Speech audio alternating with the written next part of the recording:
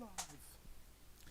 Hello there, and welcome to this week's edition of the Sacred. Oh wait, fuck, that's the other podcast. Brushes of Doom podcast with myself here, X. Immediately, am I honored to have not only old friends but new ones here at the table that absolutely make me feel like hard work just doesn't just pay off, but it comes out in a way that I feel like there's a line that this artist says every day, and not line in the sense of like a gimmick, but something that you truly believe, a mantra, if you will, which is good medicine. And I feel like the older we get in art, the older we get in life, we focus on why we do what we do, and we see nothing in return monetarily. We see nothing in return physically, and we equate that to our worth versus the spiritual side, or versus like the actual shit that pays off when we look at what we've created or who we're around when we're creating it, and the not just healing but like the beauty that comes out of it. And I feel that one of my oldest friends, who actually made me an artist, who works with me here at the shop, was lucky to mentor under this person, and because of that, this individual helped me kind of find a better balance, because he's always been a good balanced person. Then I get to meet his mentor, and it's like looking into a mirror where I'm a lot more Mexican. But also nice to see that after years and years of sitting down, what brings you peace is the thing that truly haunts you when you face it.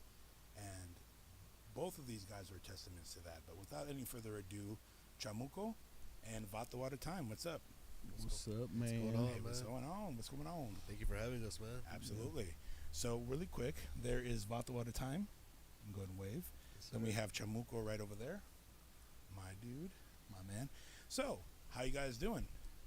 Doing good, man. Oh, you guys just popped up, huh? Chilling. We're just hanging out, sketching a little bit, talking some old stories. So, let's go ahead and start off really quick. Chamuco, who are you?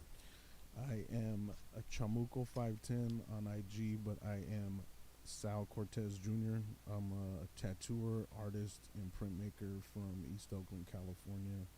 I'm a lifetime drawer, and I've been tattooing for a while here. I think somewhere around 23 years maybe. Definitely grateful to be here, to be in your space, and to actually have had the honor to work here in this amazing space with all of this creativity. And it's kind of cool when you talk about medicine. Like, to me, comics is some of the first medicine that I was introduced to through my father, and the development of my imagination, which in time turned into like an ancestral imagination once they took me to Mexico, but still comic books were here first. The things he raised me with, so it felt like tattooing in a very familiar space, and tattooing my friend Danae, Armando's partner, is just an honor to come out here and be here, and to suck up the energy, and to like create the medicine here in Seaside. It's an honor, man, to be here and share space with y'all. I hella appreciate it. And I love you guys. X just gave me up on how to draw an arm. It's my one trick I fucking dude, know. Man. Like, I've legit. It's cool when artists like communicate through drawing. It's like one of my favorite things in the world, and it's like a really special place when I could just come and just fucking do that. You feel me? Well, we were talking off mic of how, in general, you get to a place where you're around artists, and I think we've all been around them, ourselves and others out in the world, where you want to speak to somebody about something, and you're not instructing, you're not teaching, you're not doing something that absolutely makes you feel like, oh, this is the fucking thing that's going to make everything better, and I know more than you. You're excited to share something. I equate it to like my favorite thing to do outside of art, even though it is art form in its way, but painting and drawing, cooking.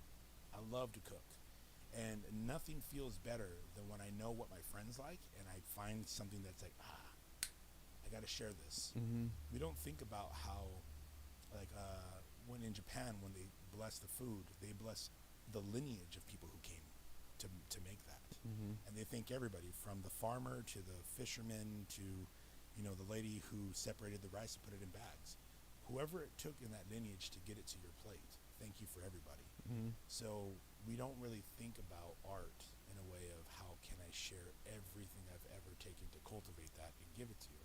And too many people, I think, in our younger years look at that as, you think you're better than me or what? Mm-hmm. That fool always thinks he knows what's up. Mm-hmm. And there's a very specific type of thing that you find in California with Chicanos especially, that there's this weird old world, old gods vibe, mindset that still wants new world, new gods affirmation. Mm-hmm. And finding that balance is hard. As you get older, like we spoke about earlier, it's nice when you can speak to somebody and you will show me something, I will show you something, and there's no pride. Mm-hmm. It's just genuine acceptance. Speaking of having no pride and having acceptance, talk about yourself, Armando. Well, I was on OnlyFans for a long time. And hey man, you got to start somewhere, My name's Armando Arroyo. On Instagram, I go by VATO_@a time, and I've been tattooing since the tail end of 2016, going into 2017. I took my professional mentorship under Chamuco at Amor Eterno, and it's been a journey ever since. An awesome journey, honestly. And now I find myself here at Sacred 8 Studios, and even here, it's an honor and a privilege to be here. To be here working along a childhood friend, and to be making it, to see him making it, and me growing on my journey as well, and growing with everybody around me, the community as well. It's awesome. It's truly awesome. how did you guys meet each other? Weed. Pretty much. Yeah. No, man. You know what? I was working in the food industry in 2015 and in 2016. And even prior to that, I had been working in food for a long time, and I had been wanting to get back into the tattoo game, and I started researching black and gray artists in Oakland. That's where I was living at the time. I was living in Lake Merritt. I had stopped by several shops. I actually stopped by Temple 13 to try to stop by Freddy's and talk to them. I stopped by a couple other shops too, Five and Dime as well, and that's where I had I met Frank and Billy Boston. Nate Burrow were there as well at the time. And then you were there as well. Yeah, man, I was just researching a bunch of artists, and your art actually stood out to me the most. At the time, I was really looking for that real classic Chicano black and gray. And growing up in Soledad, I was really used to seeing that old school, the homie feel, And Mm-hmm. I feel like in your art, you really projected that very well. And right off top, I was like, oh man, I'm gonna try to reach out to this guy. And it was funny, man, because I felt like it was almost like a manifestation. I didn't even have to. I had quit the food industry and I started working at Purple Heart.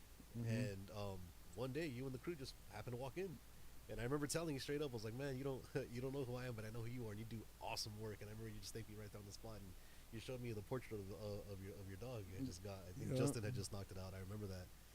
And ever since then, dude, I'd seen you around. Amy would pop in from time to time, and I had done a little banger on myself. It was a little blunt, I remember, and I was so excited to show you. I was like, dude, check this out. And you invited me into the shop, and it was pretty much all downhill from there. And also, too, it was also the can that you had tattooed at Five and Dime. Oh, the can of Chinga Tu Madre. The can of Chinga Tu Madre. Armando's such a good dude. He came, he's like, yeah, I want to get tattooed by you. And I was like, fuck yeah. Like, what do you want to do? He's like, I want to do a can of Chinga Tu Madre. And I was like, fuck yes, dude. When do you want to do this? And he's like, yo, let's do it Friday. And then he came by Friday. He looked hella sad. I was like, what the fuck happened? And he was like, hey, bro, I'm just going to drop a deposit today. And I was like, man, fuck that, bro. Just like, I'm gonna tattoo this on you right now, and it made my day, bro. It was super cool to do something so rude and iconic in such a prominent place. And you kind of started a trend. I think I did about 3 more. No way. Yeah, I did 3 more cans of Chinga Tu Madre because it was just it was such a hit. Like everybody's like, yo, you really did that, and I was like, damn, yeah. And what is it with like meeting you, I was just like, man, you're the fucking coolest dude. And you work at the pot store that I love so much, and like, it was like seeing you and seeing this cool like psychobilly kid, and I was like, is this dude really in front of me? And he already tattoos. Like, how do I help? How can I help him do this? Like, I don't know. An immediate feeling of like, yo, wanting you to win. I feel like, or wanting you to know what it feels like to be creative for a living. I feel like I was like, yo, I want this fool to feel that shit because it feels good, and I feel like you have a style already, and I knew you had you drew a lot, and I was like, yo, those are strengths for tattooers, like drawing or painting or any kind of foundational shit to help you cement your own voice in it, you know. And I was like, oh no, this kid's got the magic. It just needs time, you know. Well, you were saying this morning at breakfast, like, the hard part, right? Like, you have a new apprentice now, and it's been how long since you've worked at Amor? It's since COVID.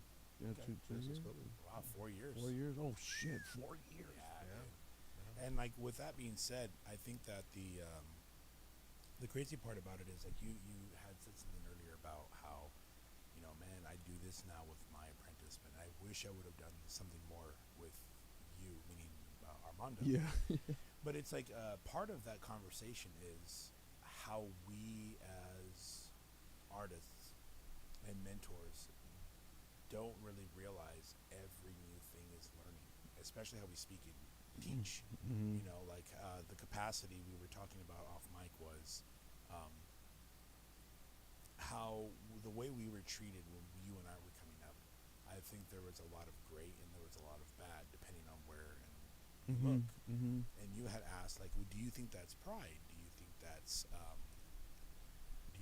like anger or something? I forgot how you said it, but I was like, you know, I think it's the fear of death. Mm-hmm. You know, how would you feel if you saw somebody who tattooed twice as fast as you, like in time, and learned twice as quick, and all of a sudden it's like all your hard work feels like it's for nothing. Yeah.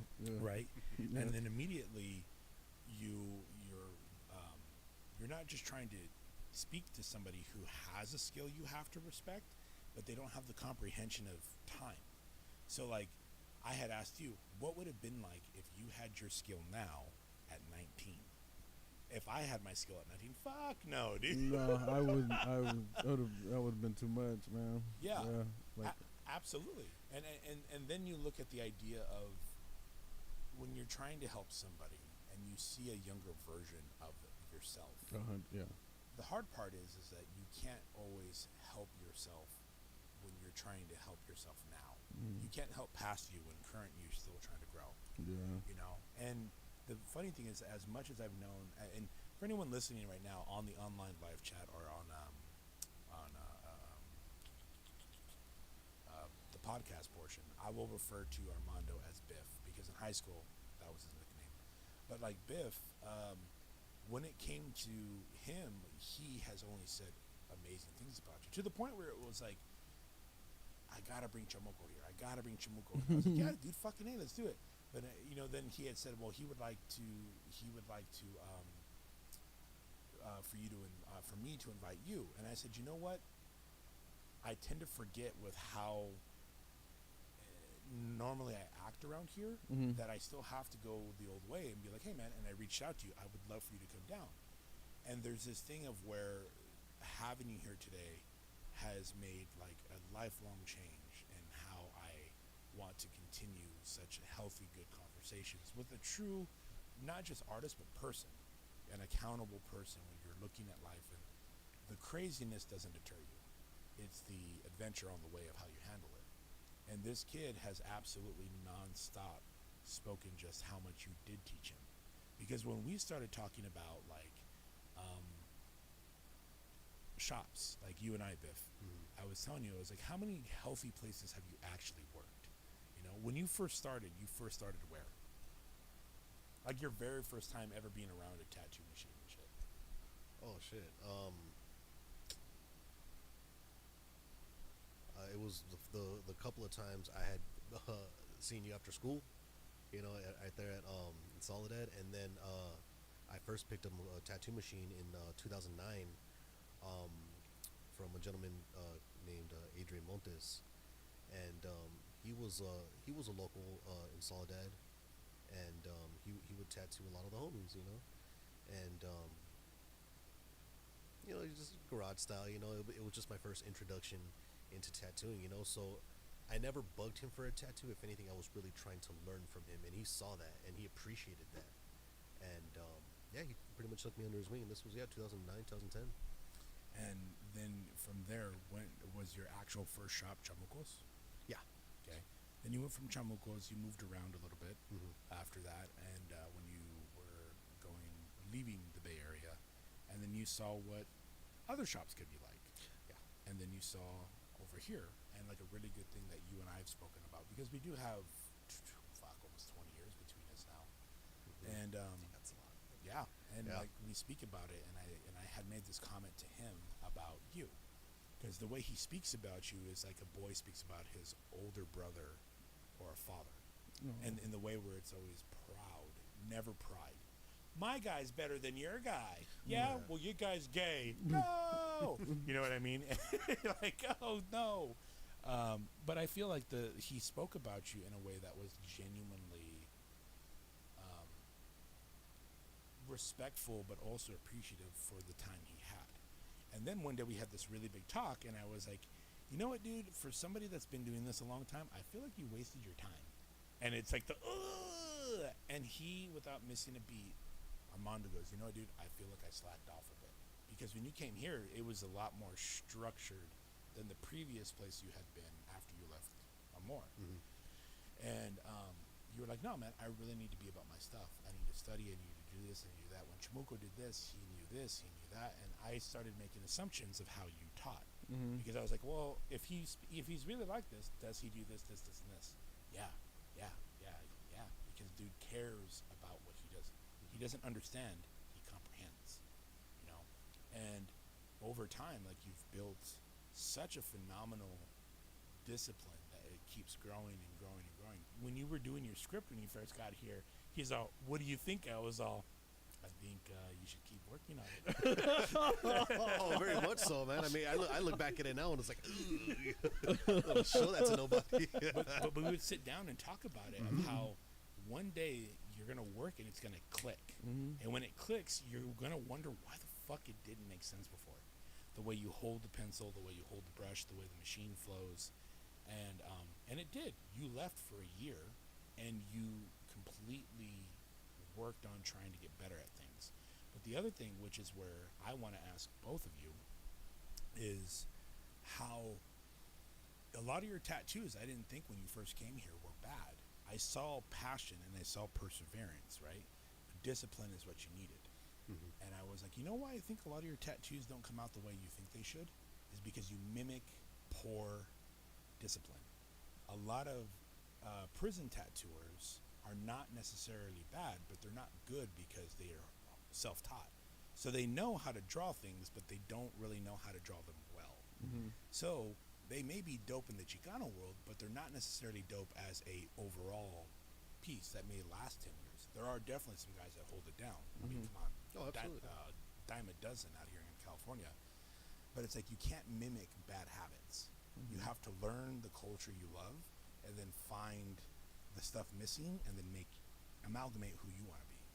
And so when you started learning out in the world, you were taught like, oh, I love art, which is hard to find in people that obsess over it. My question to you is, what do you think is the hardest part about trying to teach somebody who doesn't understand how to love something, like a craft? Artwork specifically, what do you think is hard? Because the new generation of anything in today's age doesn't really they don't encourage the love of it, they encourage the profit of it. And I feel that's where people fall short.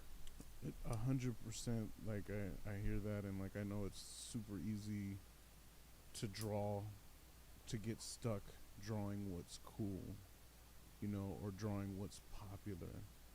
But the most impact that you're gonna give someone is when you draw something personal from within, and that just takes like practice.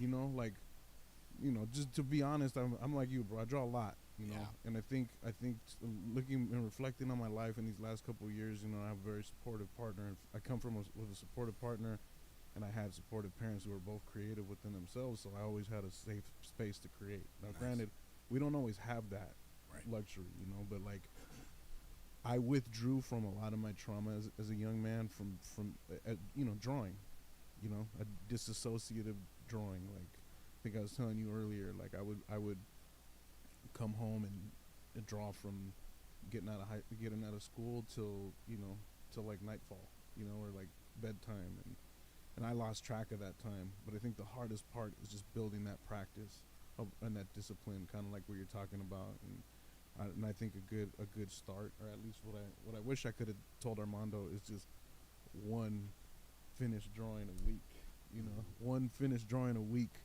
is like keeping your machete sharp.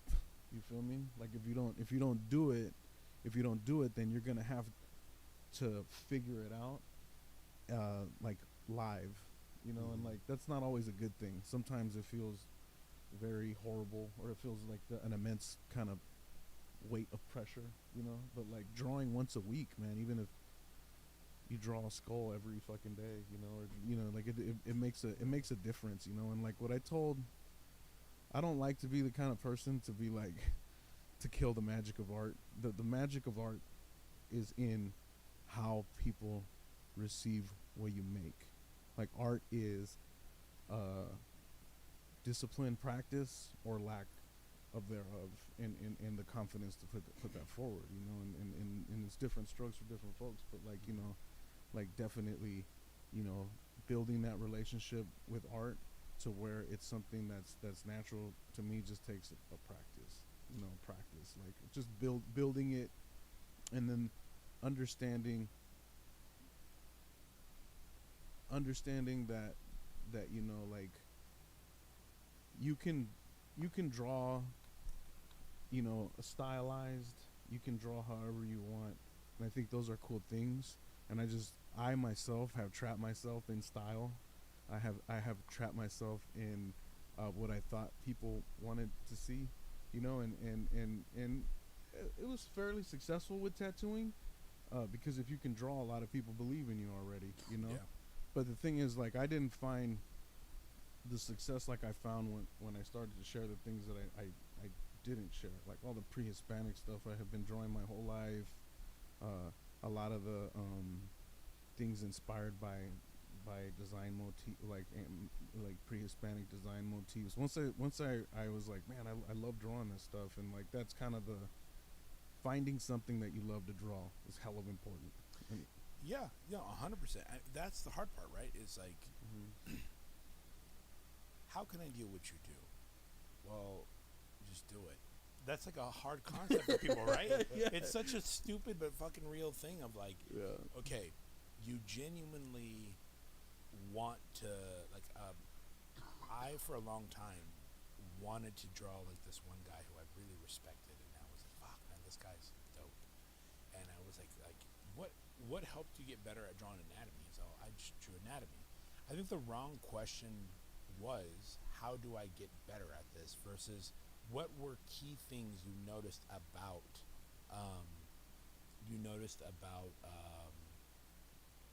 drawing skulls.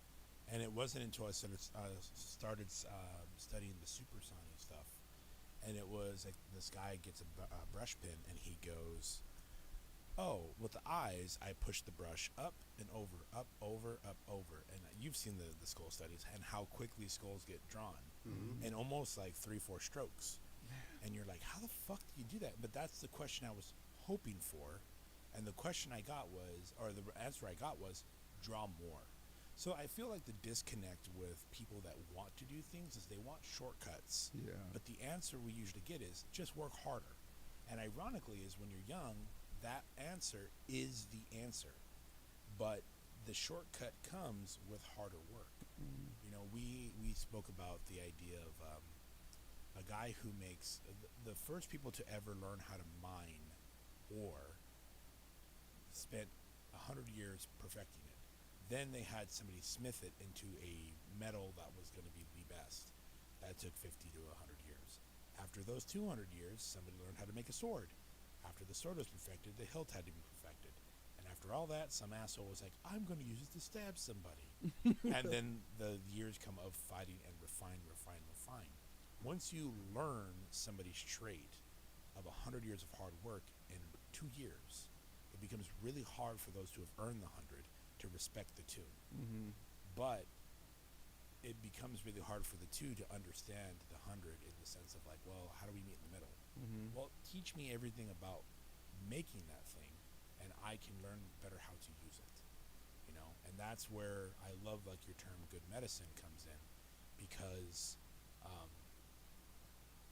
there is this mindset today of like, especially with tattoo shows. You know, I hate tattoo shows with a passion. I genuinely do.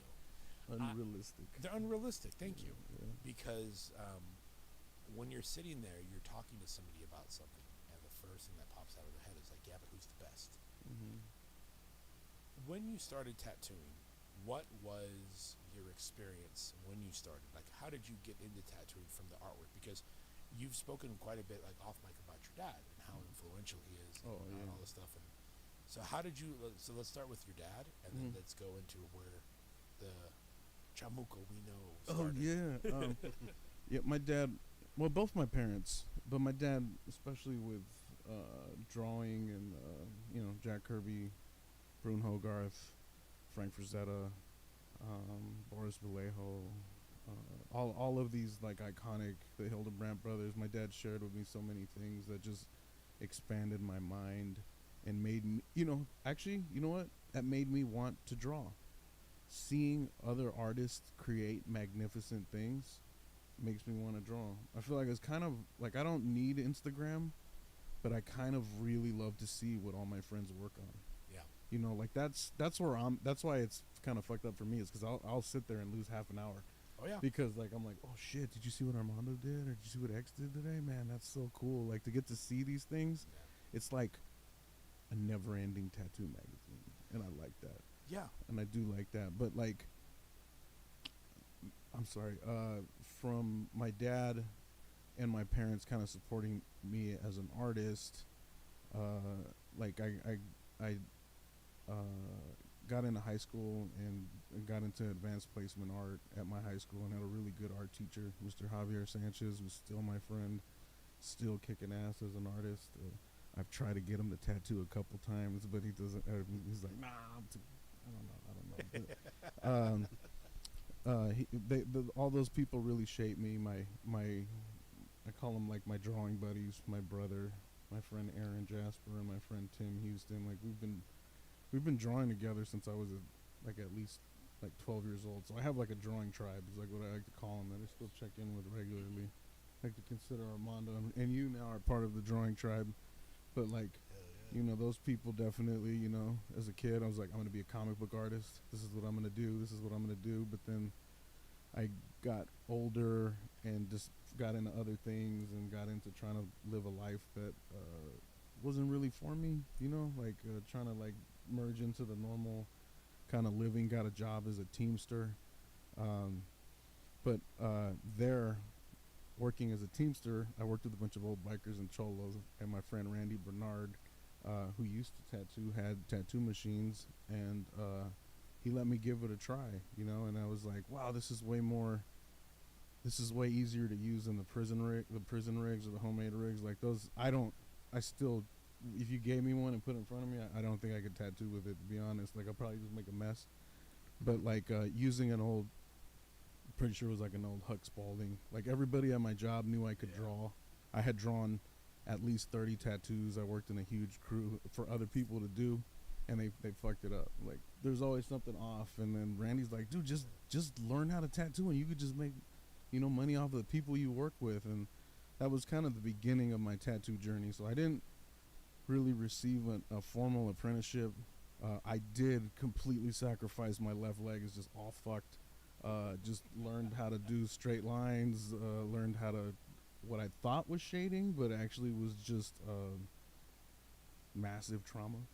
But like, it looked black, the ink looked black, but when it healed, why did it look like light gray, But I learned on myself. I got good enough to really. Everybody's like, "Oh yeah, fuck with Sal," and you know, I started tattooing.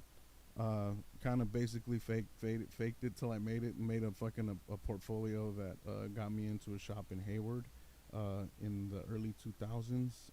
The shop is no longer around. It's well, there is a shop there, but it's something different. It was called Russell City, and it was owned by Matt Hamlet and oh man, I can't remember his name. The other guy, the other, I can't remember the other partner's name, but I got into a good shop there. It was a real street shop. Yeah. I think I kind of just, unfortunately, I didn't really get in because of my work, because I actually thought I was gonna get, like, they're like, no, there's no way I'm gonna get in here, because they kind of talk shit about like half of my portfolio. So I was like, I don't think I'm gonna have a chance. But then they were like, but his script is good, and he's a pretty big dude, you know. So I think I got pulled into it because of what I look like, unfortunately. And to be honest, maybe the first 10 years of my career was just being Doom, being the big kind of scary guy. Yeah. Never really having honest feedback, and kind of going in a loop of just kind of staying trapped in a like linear tattooing and not really understanding the bigger things, you know. Isn't that funny where that is where we come from? Because the shop I came from, Indian Ink, like the crew there was phenomenal. Like, absolutely. Like, to this day, I love the fact that they helped me so much. But it was a street shop. And I remember the first time going to LA, and I had shown their work to one of my newer mentors, and he goes, dude, they're just a bunch of backwater scratchers.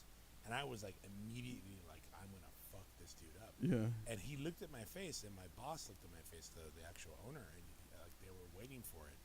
And I remember thinking about it and like, fuck, dude, I'm outnumbered down here, especially in the South. Mm-hmm. And sure enough, it was this idea of, do I really want to like die for an ideal that I don't know? In the sense of, like, I don't know the world. I knew that world. I knew that town. And when they were talking about work and so forth, it wasn't that they were talking down on the artists. It's that they were like, no, dude, out there's tattooing in a street shop, and then there is our tattooing. There's a standard that we have to hold. Mm-hmm. And I took that as like, I can't separate that. There was something about that in my head. I was like, nah, that's disrespectful. And then over the years, I had a really cool mentor later on that worked at that shop who had said, nah, man, you got to understand, street shops shape you. They teach you about how people can be at their worst and their best. Some people come in and like, you have the tattoos till 2 a.m, and man, my mom, she died, and I just, you know, da da da da da. By the way, I have no money, and you're halfway through the tattoo, you're, huh? That's a cold one. You know, and like, you know, you have other people where you do this and that, and the conversations they would have was, you have to be in a street shop if you truly want to understand how the world works and how you work around it. Mm-hmm. When there's pressure behind you, can you still do a good tattoo? Mm-hmm. And he goes, when you're here, you still have access to the streets, but you're not in the streets, man. You can't act like a fool. You can't tattoo like a fool. And people pay good money. So let's see what you can do. He's like, you can learn that at a street shop, but when 10 people a month are coming in here, guest artists who are like world top 10, you know, how are you going to excuse this? And I remember, you know, I've never really done this. That's a cool excuse. That's a cool excuse. And it kept to a thing where like I had to be accountable. Mm-hmm. And I feel like that's hard, right? Because I got into a shop because they thought I could do IT. I'm not even joking. They wanted to block my space on the computer. And I went over there, and after like 6-7 months of waiting to throw trash, what really got them to give me a chance was that they couldn't figure out the computer that day. And one of the guys had fucking unplugged the surge protector in the back. And so they replugged it. Well, the fucking thing didn't switch back on for the router. So I went over there, and there's just, remember the reset buttons? Mm-hmm. So I went in, and I was like, huh. I opened the computer prompt, and I go in there, and immediately I'm all, yeah, this is pretty bad. I'm not doing shit. But then I go, and then I hit the reset button, and then 10 minutes later, the internet comes up. well, maybe we could use you. Oh, nice. Yeah, again, I was all, I guess I'll do it. That that's legitimately how they like gave me a real shot, and it's funny because it was more of like what we spoke earlier outside with the entire shop. You know, what the way we were raised was like you were a number, you were a check to be cashed. They didn't care as long as you got people in the door. Yeah. And then that switches somewhere. Like when you were coming up as a guy who loved tattoos and then started drawing, what really pushed you into being more of a tattoo artist? Because like I feel like there was a moment in time when I knew you when we were kids. Like when we were kids, you were somebody who was always drawing. And you were never like there's kids who drew anime characters, or there was kids who drew like big eyes, you know, or flowers. This fool was drawing homie on a street corner, forced perspective. He was trying to draw cars. Everything that Chicano culture kind of stood for, you went and were drawing. I remember you sitting there specifically when we were in your bedroom. I was trying to fix your bass. And how old were we? We were like juniors? Dude, We weren't 17, 18 Yeah. maybe? No, we were juniors in high school. juniors I dropped out in junior year. Okay, yeah, 16 then. Yeah. Somewhere around there. So this guy's on his bed, fucking laying down like, you know, golden pony and shit. And I remember you doing bricks. Brick by brick by brick by brick. And I was like, wow, what the fuck, man? That's crazy. I'll never aspire to be like this guy here. You know? And like you were always on it. And I remember thinking to myself, like, yeah, you should tattoo. Yeah, maybe one day. What made you finally take the leap on yourself to even go to someone like Chamuco and a more regional? Well, I'll be honest, you know, man, I was always influenced by art. You know, my earliest memories of even wanting to do art was my mother asking me, like, what do you want to do with yourself? And I remember I was playing a video game. I was playing Grand Theft Auto. And I was... the hooker was in the car going, and I was like, I want to do that. I want that right there. Nah, you know what? I was playing the game, and I saw the graffiti on the wall. Yeah. I saw the graffiti on the wall, and I was like, dude, someone had to have fucking, like, done that, scanned it somehow, put this in a fucking video game. And I remember telling my mom, like, I wish I could, like, do graffiti and get paid for it. And at the time when I told her, like, in my mother's eyes, it was probably, like, just a silly idea, you know, for someone to get paid for that, you know. But then you see, like, Mr. Cartoon, who went and, like, he was an actual tagger. He did a bunch of graph, and then he went and did the graph for GTA, you know, and he made that happen, you know. And after even seeing that LA Originals documentary, I was like, fuck, you see that? It wasn't even that far-fetched. But as a young kid, having that doubt, I was like, you know, like, what's the point? You know, what's the point? And if anything, I remember in high school there was a teacher named Mr. Garcia. He was in charge of the computer lab, and I did some PowerPoint, and I used necromantics. I tried like doing like necromantics as like a music video, or whatever. And he was just blown away by this shit. He would single me out of the class. It was kind of funny because it's like, man, I feel like I'm not even putting this much effort. But he saw that I loved to draw, and he saw how creative and artistic it was. And it was like, dude, I remember he would tell me, stick with this. But nah, man, you know, it was just having that at the time, just that doubt just around me, and I guess not pushing the way I really wanted to, because even after high school, I mean, in 2009, I still picked up a tattoo machine, and even you, like, I don't even know why. I'd question, like, why I didn't kick it with you more. You were actually in the fucking shop. Like, I don't know why I didn't, you know. I think that was a conversation we had earlier. It's like the company we keep. Yeah. Right? Like a huge part of us growing up is like we get really influenced from street shops to childhood friends to everything, where if someone, because you've always been a very kind person, like you've always been very patient from an outwards point of view of how you treated me.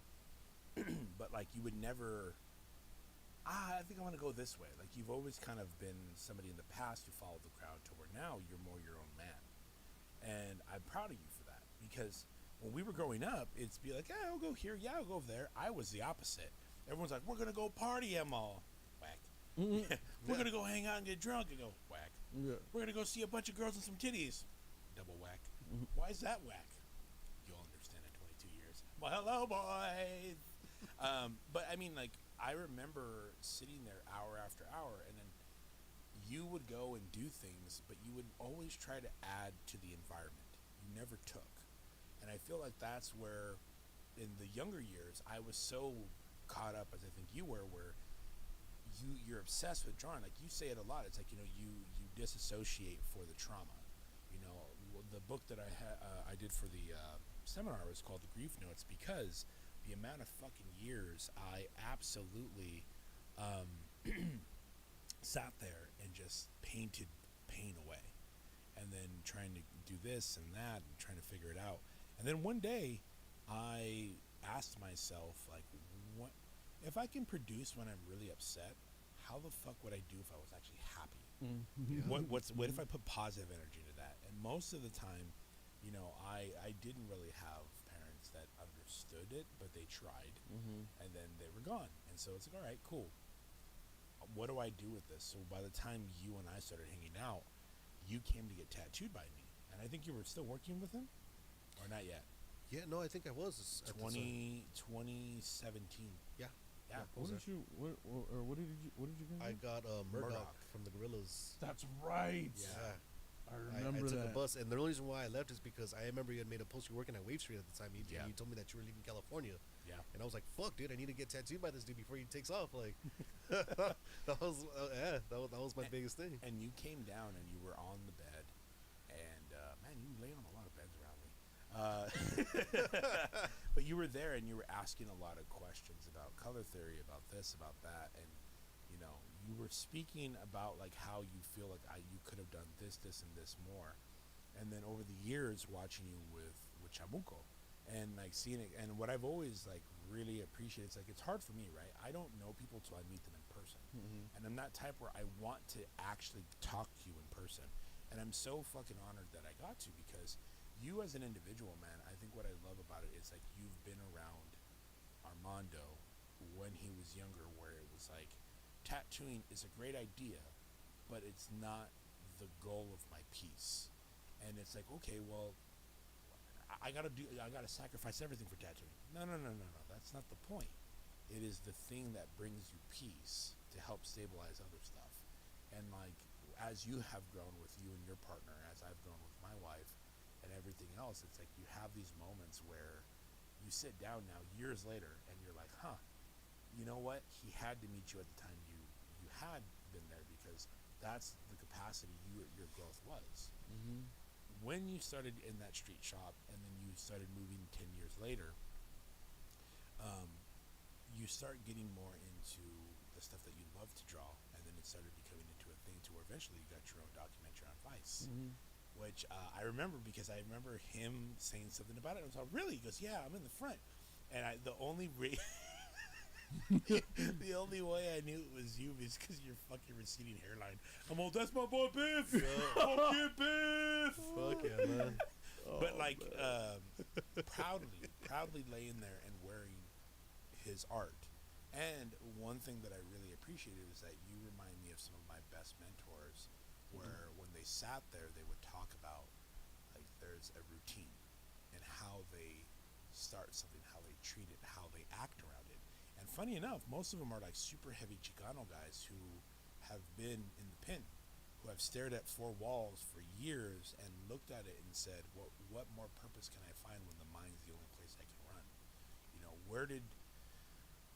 Where did you go from year 10 to where you started getting more into your spiritual side of tattooing, and how it influenced you? For sure, bro. Like a lot. I mean, to be honest, I would still say, the majority of my career was just kind of street shop. Tattoo is my hustle. It was a job.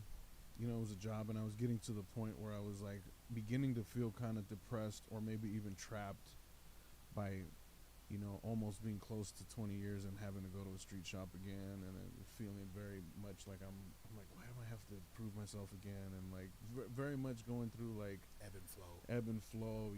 To be honest, like for sure is, with the support of my partner, we went to kind of the beginning for me, started going to therapy, and being honest with myself, and seeking out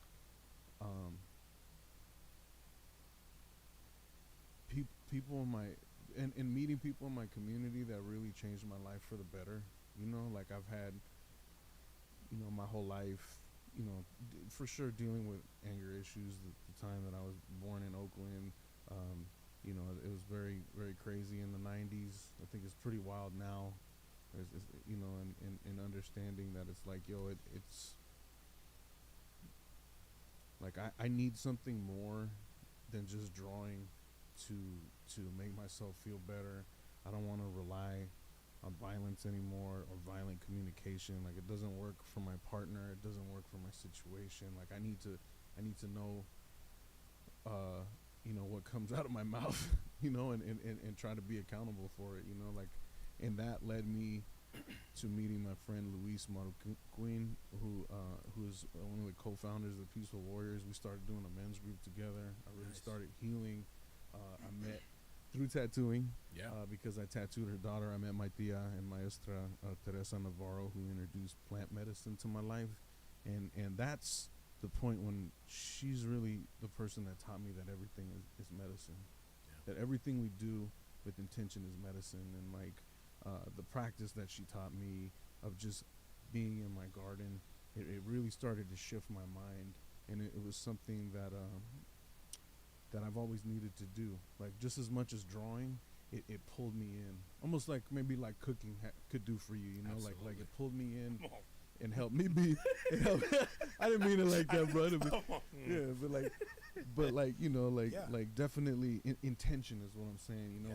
And like, you know, I think we all deal with imposter syndrome, especially as brown men, you know, like feeling worthy, and her really helping me understand it through prayer and through, you know, or even not prayer, just through meditation and inner voice. You know, when you can get your inner saboteur, you know, like when your inner voice for meditation or prayer sounds like it does in your mouth, and it sounds like that in your mind, it's louder than the imposter syndrome voice. And that voice never goes away. I feel like it might be a byproduct of 500 years of colonization, just the feeling that we're unworthy. But in practicing and building what I would call a prayer voice inside of my head, you know, it was able to make me feel like, no, I was born to do this.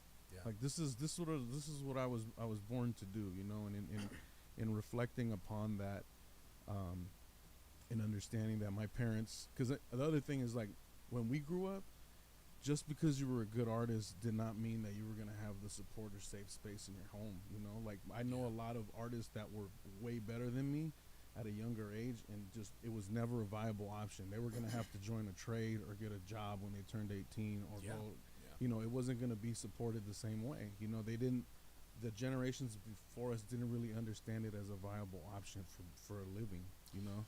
Well, I mean, like, you would say, like, you come from a pretty rough background. I come from a pretty rough background. You do as well, it seems. And it's like, one of my favorite questions you posed earlier was, you know, how much does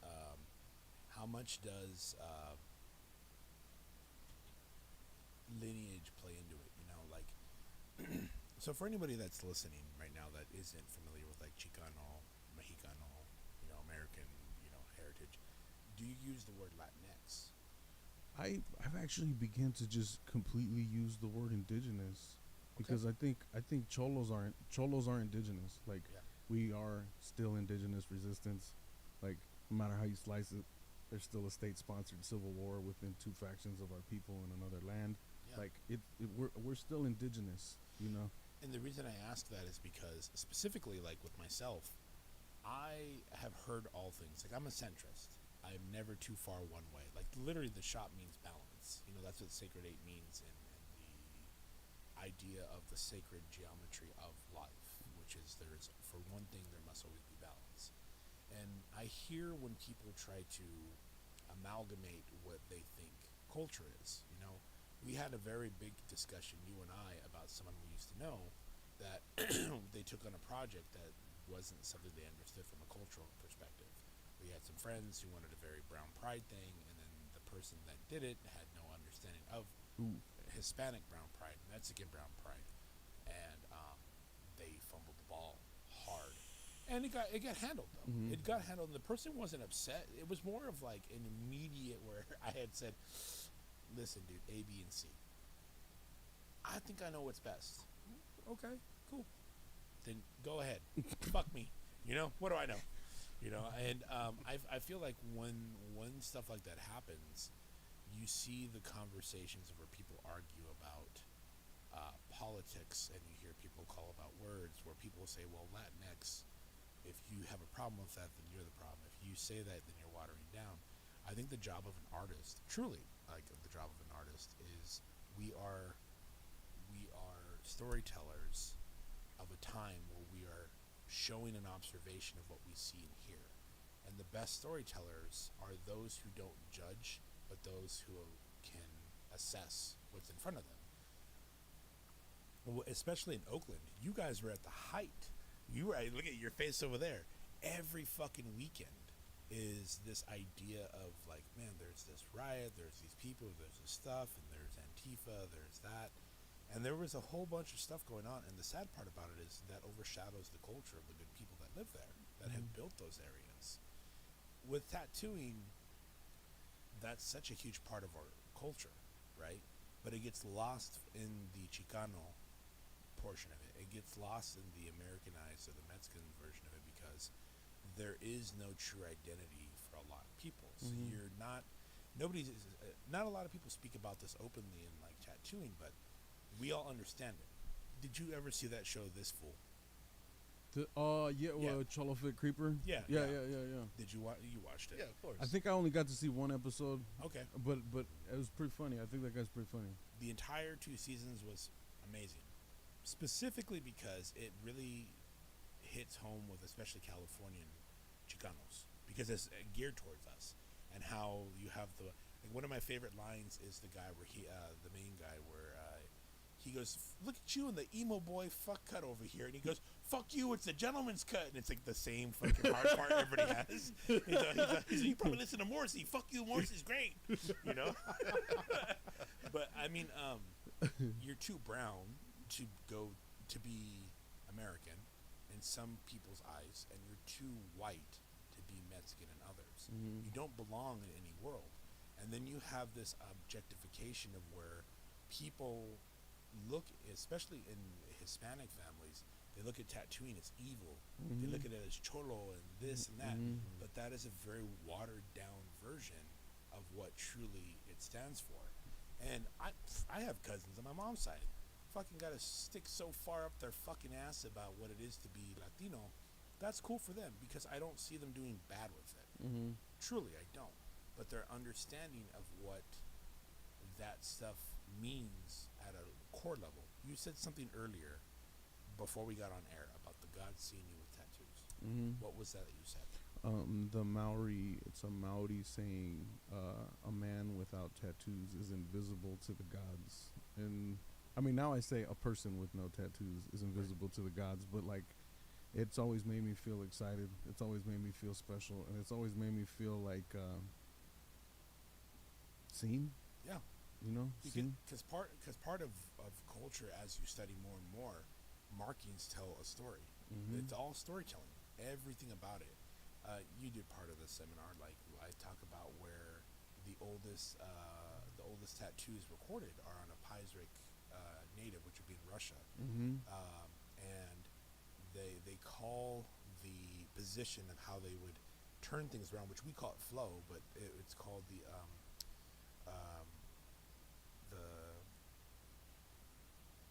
shape of wrath, you know, and they have all these different ways that they talk about how they use them as they're bestowed on them, you know, and these Paisrik natives were recorded by the Greeks that they never ever walked around naked, not even in public amongst each other. They wore the tattoos for themselves. It was their protection. It was their gods. And I feel like the beautiful part about art is that when you're observing people and their disagreements or agreements, is you can record it all, but it goes on canvas. But before canvas and caves were a viable option, people wore it on themselves. Where do you feel, as you were speaking on your thing? Well, let's go back a little bit. Your Vice documentary, how the fuck did that happen? My friend Gabby just kind of hit me and was like, "Hey, do you want to be on this program called Under the Ink?" Because we at Amor Eterno, we had been already like kind of we've been misrepresented by National Geographic, It was like they came and did a little segment on the alley on their digital format, and they didn't really. It was very Columbusy. Like they were like this white lady came in and was saying how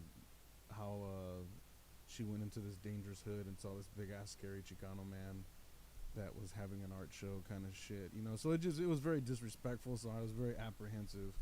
But she told me she said it's called Under the Ink, and if you want to check it out and if you're interested in being in it, and I was like, let me see, you know. So I was like, oh fuck, this is really beautiful. The first one I saw was about this matriarch tattooer, or this female tattooer that was doing like restoring matriarchal tattoos to her people, and I was like, I absolutely want to be on this. And the next one was about a crypt tattooer that's still blasting in hotel rooms, and I was like, fuck yeah.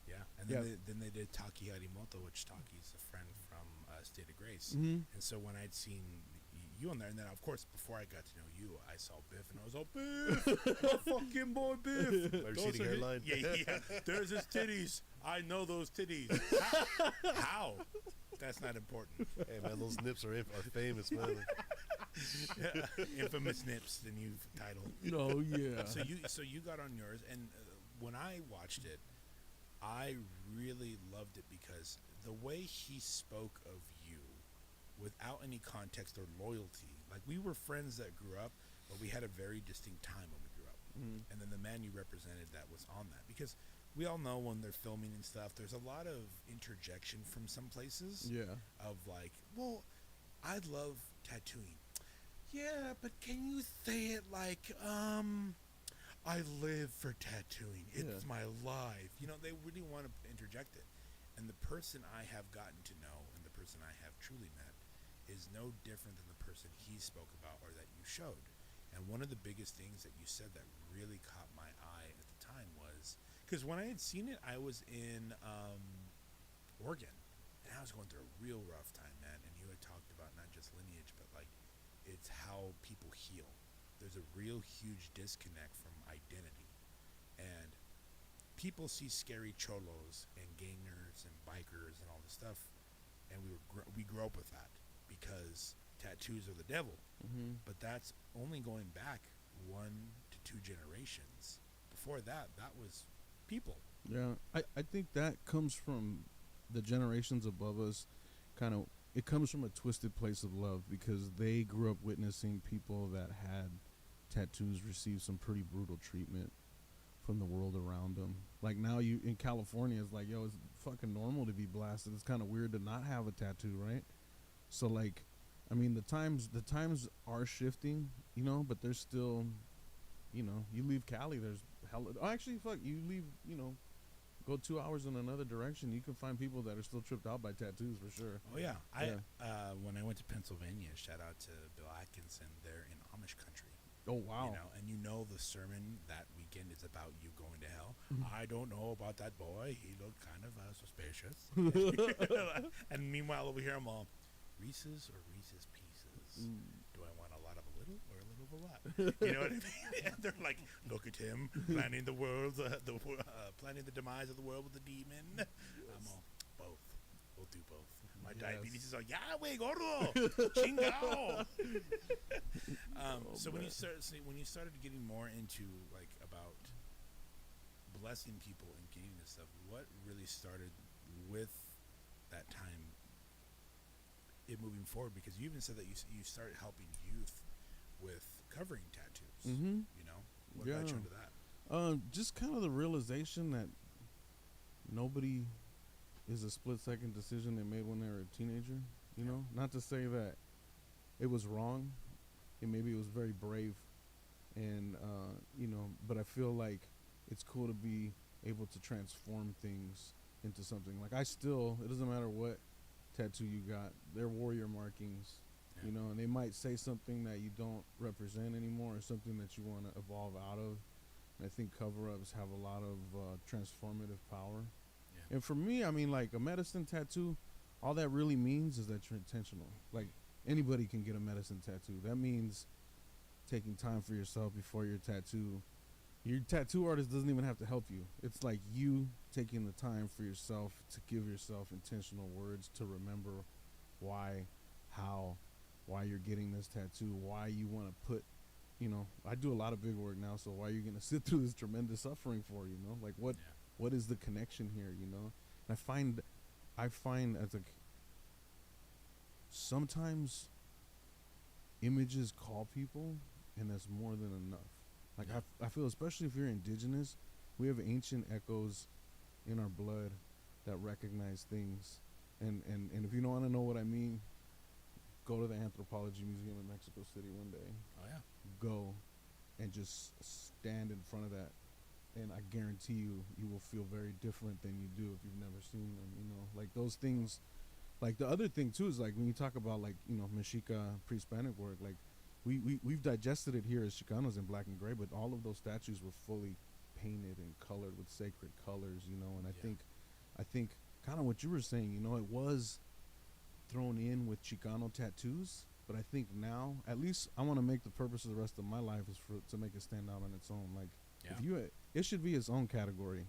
Yeah. You feel me? Like pre-Hispanic, whether it's in color or black and gray, needs to be its own category, and like it needs to be pushed forth that way, because they do that shit, you know. You can do Chicano tattoos, or they just do a giant black and gray pile, you know. Yeah. But I think pre-Hispanic should stand out on its own, because I feel like a lot of the other contemporary artists around me, like Antonio Mejia, Drew Flores, Denise Amaya,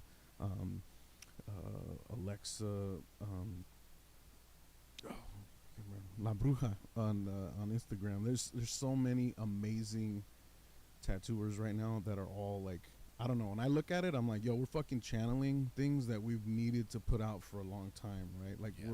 we're putting these things out with our intention, you know, and intention is just moving forward, saying words to yourself, or working with someone that you feel comfortable to say words with you, you know. Like I have a prayer that I was taught as a little boy that is in Purepecha, the indigenous peoples of Michoacan, that I always share with people, because for me a prayer makes it real. I'm giving you something that is more than just my art. I'm giving you a piece of my lineage that was shared with me with an open heart, and I want to share it with you. You may never hear these words again, but that doesn't matter. These are going to be said, and these words will be offered from my ancestors to yours in gratuity for your courage, in gratuity for your endurance, for your patience, and all those things, you know. Like it's a big deal, you know. Yeah, a tattoo can just be a tattoo.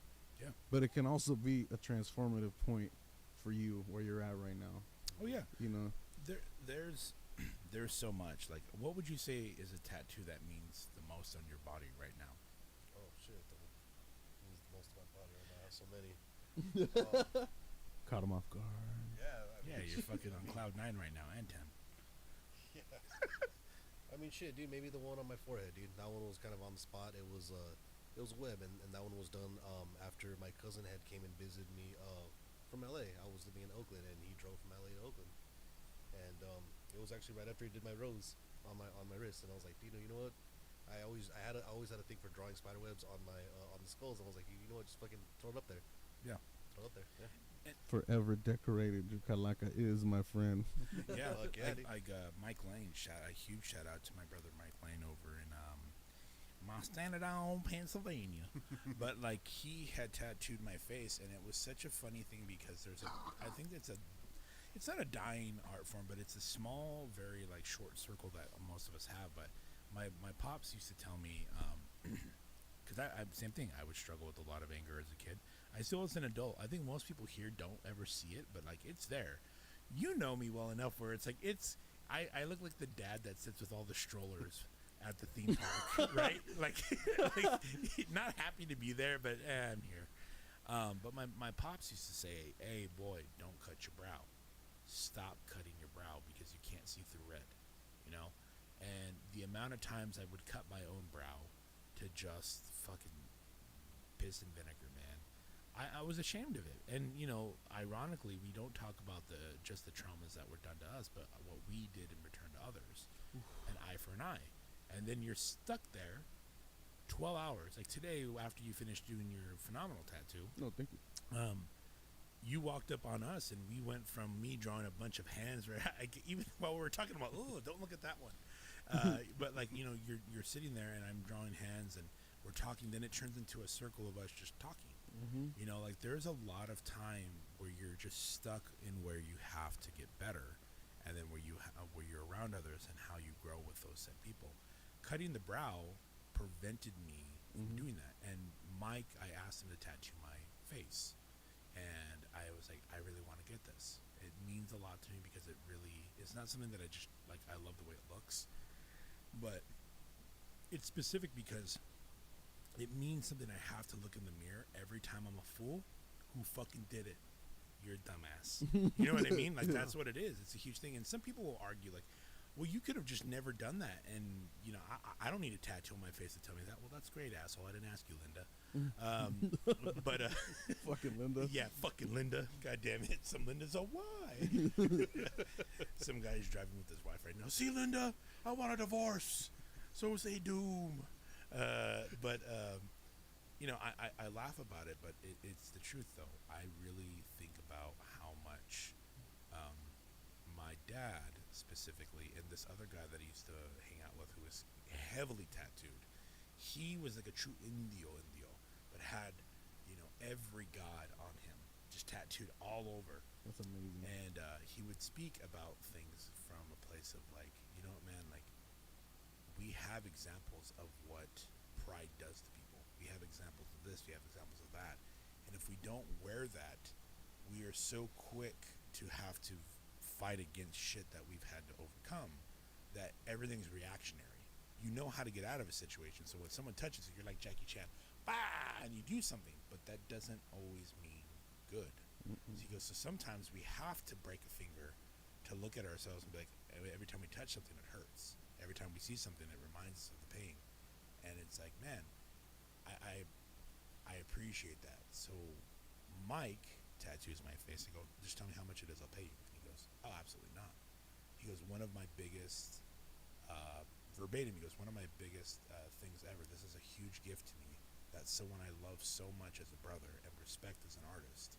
I can tattoo. And not just anything, your fucking face, dude. And I was like, I've been waiting for him to do that because it's my face, you know?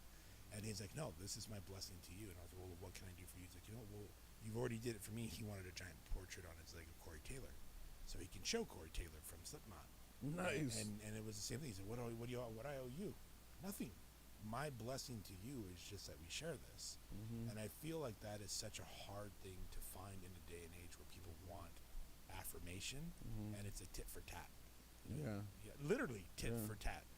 I mean, like, dude, for real, like, sometimes I wake up kind of feeling like a little stifled by capitalism and a little bummed out that, like, I can't trade for tattoos, or like, or not that I can't, but like we exist in this world where we have to make money or pay our rent and all that shit. But nothing feels better to me than trading a tattoo or a painting.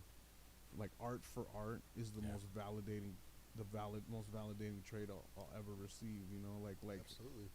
You feel special. You know it's for you. You know this artist loves and respects you. Like, it's amazing, bro. Like, I fucking love my face tattoo, bro. Like, it's made me cry in joy. It's for me, it reminds me of who I am and who I come from.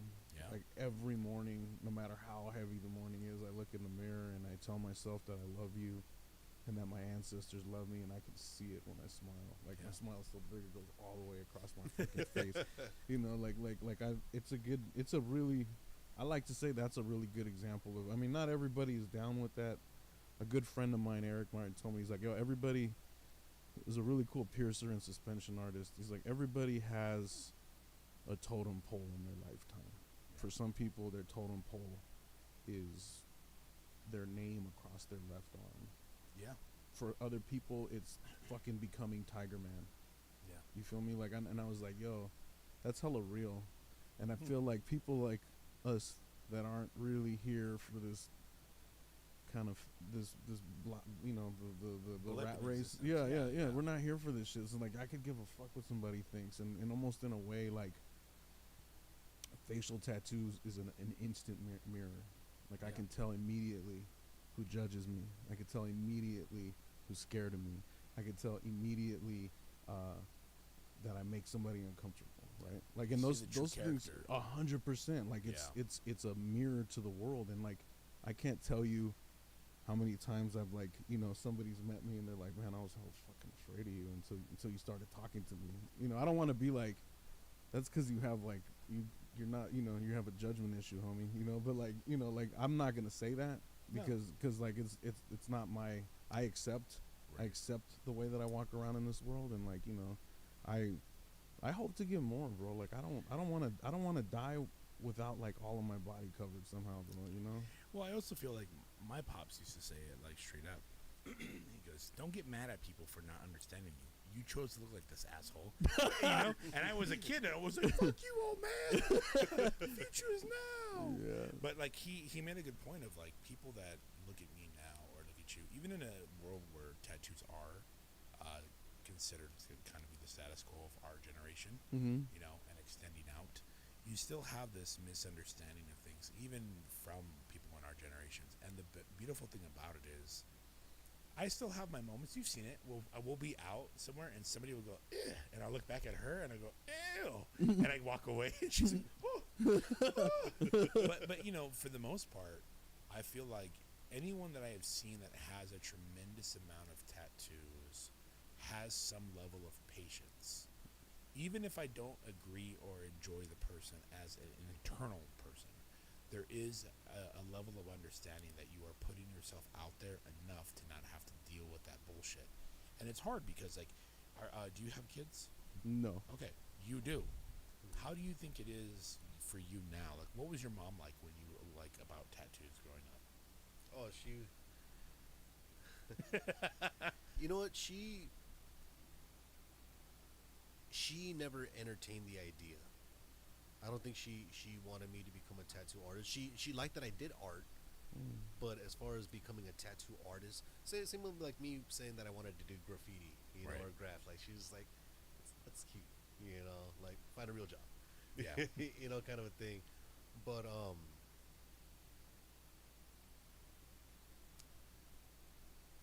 yeah, she supported my art to a level because she did see my potential. She did see my potential. She did help me get my supplies and stuff like that. Aw, Yeah, I know. Mama Tat love. That's beautiful. Of course, man. Um, yeah, you know what? I think it really didn't click into her head until I finally got my first hand-me-down equipment, and I was actually tattooing Ace. In my dining room, she came home. Fuck yeah. She came home from work one day, and I was literally tattooing his chest. Literally just tattooing his chest. And she came in. She didn't yell at me or anything like that. It didn't even seem disappointed. She just looked at me, smirked, and just clean up when you're done. Yeah. Kind of a thing. And I was like, fuck yeah. What are you gonna? I'm doing it. What are you gonna do? Fucking poor Ace. Just fucking 90 pounds of no resistance. Ooh. Oh, What did you man. do? You know what? I was trying to touch up something he already had on his chest. It was like a skull with like some vines, and all I did was just add some thorns and try to define it more. Sick. But it was just not even realizing what voltage I was running at. The needles I was using at the time. I was just so excited just to have all the stuff, and I was like, "Fuck, bro." Do you remember how high the voltage was, How low? or how low? Yeah. You run low. Yeah, I probably did run a little low, and I probably dug into this dude. It was like, "Oh, why is it coming out?" Yeah, exactly. And Ace, for anyone that have the context, is like 5'6", 5'7", 90 pounds wet on a good day. So You tattooed his soul then. Yeah. Oh man, yeah. and he was down with it. Yeah. God bless the guy. Because he's like, "Fuck yeah, you're gonna start tattooing? Yeah, Let's do this." Yeah, he tattooed. The needle was on the chest, but the ink came out on his back. Jesus Christ. Yeah. So here's the thing, and you guys can ask questions back. I mean, so it's not so much of I guess of in an interview way, but like, let's get down to the nitty gritty of it. Like, what genuinely fucking excites you about doing what you do now, currently in life, and what makes you kind of say, you know what, no mas, or I just don't want to go down that avenue. Because you and I had a conversation about a specific artist in general that we knew quite a long time ago. No one recently, but the idea of acting like an artist. They have to perform to be someone or something, and when that person does that, if you don't truly understand not just art but the culture and the idea behind the dedication dedication.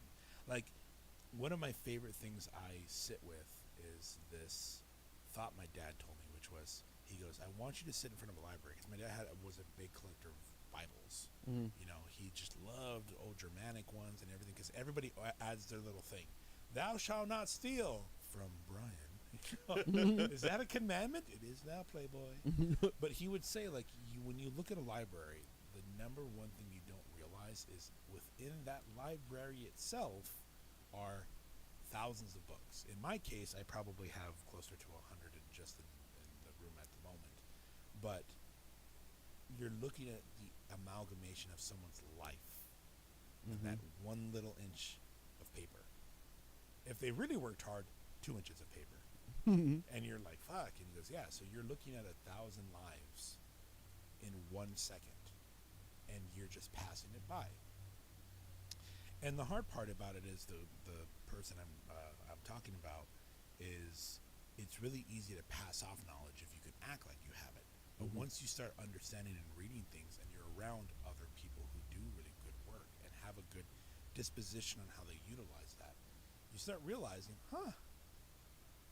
I don't think I want to be around that anymore. Like, you push yourself away from pride, and you push more into just like the art of it.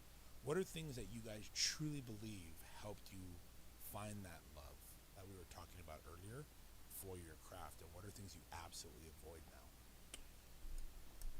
Definitely, I love doing the pre-Hispanic stuff, but the stuff that really genuinely makes me excited is when they, instead of the actual existing image, they choose like a more interpretive image, kind of fit to their body. Like, that seriously makes me smile from ear to ear, just because as an artist I now get the opportunity to add to that library of this icon, and I kind of feel like I've been waiting to do that my whole life. I don't really do like I don't really do like negative tattoos anymore. I don't really want to do, like, you know, I did at one point was like a tattoo hustler, so I would tattoo anything on anybody, you know, and now I don't think I'd ever do that shit, you know. I don't think I would tattoo, you know, curate. Yeah. I'm not gonna put money over bitches on your throat, homie. Like, I'm not gonna do that, because one day someone that you love is gonna ask you what that means when when it's no longer part of you. And I mean, a good example is I have "fuck the world" tattooed on my throat, you know, and it's no longer who I am, right? Yeah. You know, and it's like I look at it, and it used to be something that kind of, I was like, fuck, no wonder my life is so negative, you know. But you know what, now I look at it. My friend Miles did it. He's no longer here, so I don't want to touch it, you know. I may make the candle black, you know, but I love it, you know. It's come to define me. It's also what it stands for at the time. Like, you just brought a memory up for me, which was Morris, someone I used to work with at Wave Street and Indian Ink. He had "fuck a bitch" on his stomach, like straight up on his solar plex. Jesus Christ. And he asked me to black it out, and this is like a big deal for me, because it's not only a mentor, but somebody I had looked up to who was like, hey, yo, like, just black it out. And I remember there was two thoughts in my head. One was, he was shirtless, and he has a lot of like tattoos all over his body, but like, he was very soft, and he was very like no homo all the time. And I was like, yeah, I guess. So when I'm tattooing him and I realize how soft he is, we both have this moment where we're looking at each other and we're all like, don't make this weird. Do you moisturize? Exactly. Like, you're trying to have fun with it. And then the excruciating pain of getting a 27 nag on your fucking solar plex. And, you know, but I remember when he had gotten it covered, he was like, yeah, man, just do it, because I'm tired of looking at who I was. And like, yeah, that's a huge thing, dude. I copied my cousin, JD, very stupidly, but like, I thought he had just the coolest shit. This guy named Jesse Luna tattooed my arms when I was, when we were in high school. I was like my sophomore year. My dad, we used to live over by the baseball Little League, right there. Yeah, well, they have this really weird painting, like it looks like two people are like inappropriately touching a young Asian kid, and the other two kids were like, yeah. So we lived right there. Yeah, it's like kids supposed to be hugging, but the Yeah, person yeah. didn't learn perspective. The bad perspective. So they're just holding him, and the kids all. And Is it like one of those Jesus in the lap that you're like, that's weird. yeah. Why is his head praying so deep? Yeah. And so I remember my dad was like, "Hey, I'm leaving for the weekend. I'm gonna go and do my thing, whatever." I said, "Sure." And I was visiting him to be like, "Hey, man," because I was more closer to my dad. And he was like, "Can you just watch the house for a few days?" Like, we didn't really have a relationship, but it was more of an understanding. I was like, "Cool." So my dad's gone for like 2 hours. So I was like, "Hey, Jesse." He was like a 27-year-old dude tattooing a fucking 15-year-old. Sick. Sick. And he had his clipboard that had every single tracing on the stencil paper. Oh, the hand stencil stencils. clipboard. Oh, Yeah. man. The purple embedded lines and man. Yeah, dude, everything right there. And he had the special pen for it and the whole thing. "Hey, bro, I gotta go buy another sheet really quick." The one sheet of carbon paper that'll last half a year. And so we were there, and it was my dad's garage, and there's a chair, and I put my arm like this because he said it would stretch it better. So I go, and I'm doing this, and my dad walks in, mid-line. He sees homie, he sees me, and my dad was a big, like, Chicano, Mexicano guy with a fucking mustache. Like it hurt your feelings looking at it. Oh, yeah. Oh, Homie was dude. that dude where you looked at him and you're like, not today. And that fool, Jesse was like a old school, I think he was a Southerner or something, I don't know. But like the dude had, mustache, fucking clean cut, everything. He saw my dad, and my dad was all, "You know what, man? I need you outside really quick." Guy goes outside, and my dad goes, "You know what? I don't care that you're getting tattooed, man. I care that you didn't tell me. Oh. I don't know who the fuck's in my house."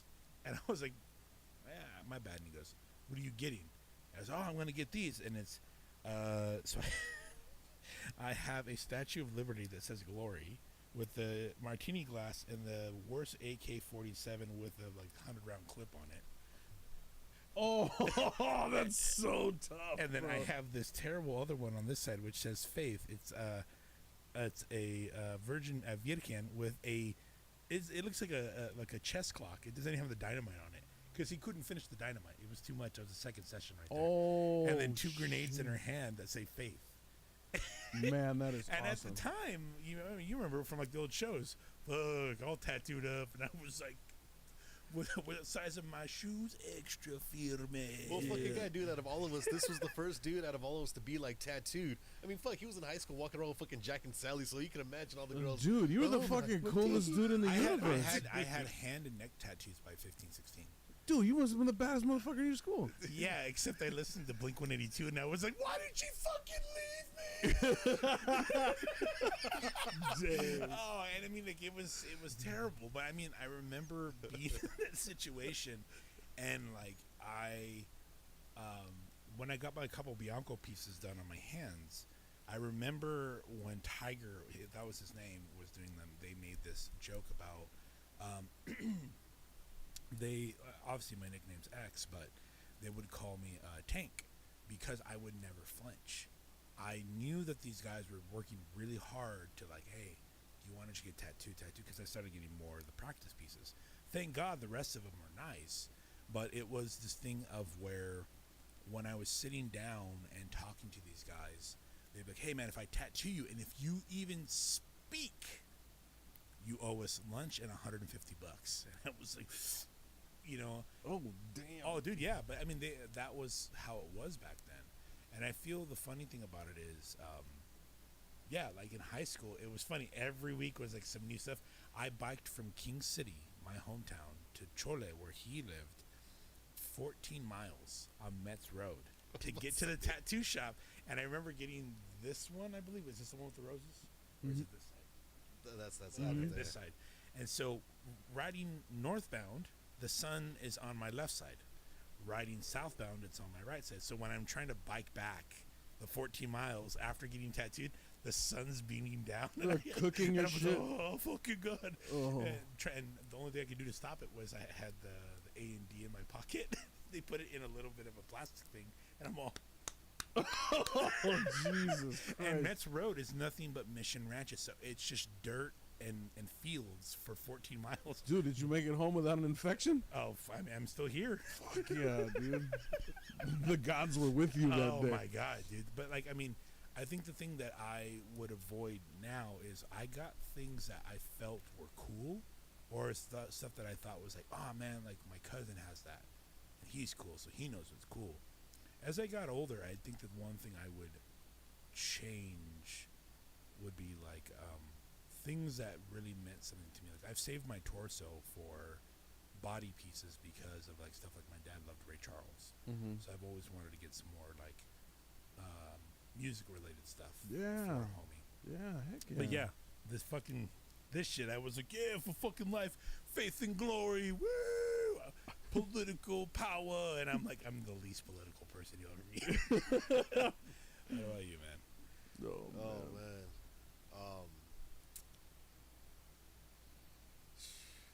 Let's see. I feel like one of the most significant pieces. I feel was my sleeve. Oh yeah. Because I remember when I even first started it, one of the assignments was if you design it, you'll tattoo it. Yeah, yeah. So I designed this guy right here with the stand-up base, my little pretty much self-portrait, and you started tattooing it, and it was pretty much the start of my sleeve, and you freehanded the rest. You have like the first cholo zombie I think I ever did. Yeah. I think you have the first cholo. Like you are the beginning of what I like to call Chicano nightmare art. Fuck yeah, dude.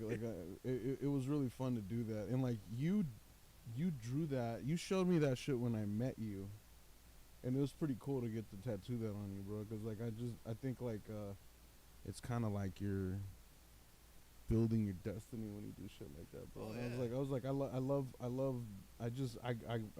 like, there's not anything I would change on this shit other than, Yeah. adjusting tones maybe, but like, like you drew that dude with the coffin base, Mm-hmm. Like Yeah, and then you freehanded the rest, and now honestly, that's what I love about it too, is that you were able to incorporate more in freehand, and just when you're able to freehand stuff like that, it's something that you actually wanted to do. And Oh, so yeah. it just came out that much more. Absolutely. And that's where part of years and time have come. Like we were talking to them out there about what it's like to be in their position, having to tattoo mm-hmm. in a new age, Yeah. where I feel very honored and appreciated that you even mentioned earlier where you had said like, us as mentors. And it's funny because I see you here, right? And I respect not only like what you do, but how well you do it and how you treat it. And it's funny because I tend to forget sometimes that that's where people place me now. And it's the very, very introspective kind of moment where you're like, huh, well, you're always a student. You're always trying to do this and that. But our message to them was how much importance you must have for any artist to give more of your art than to expect receiving something for it. How many tattoos have we given away? How much time have I drawn or painted something? Like you said, the greatest gift is giving art or receiving it, because you have that person's full attention in your hands. They worked so hard for that, and it's just like, no, please go for it. Bill Atkinson had given me one of his very first coil machines, and I appreciate that. His Mickey Sharps, that and the old Martinis. But I gave him my sketchbook of back bodysuits. I had been doing all those bodysuits in that one sketchbook, and I was like, dude, I want to bless this to you.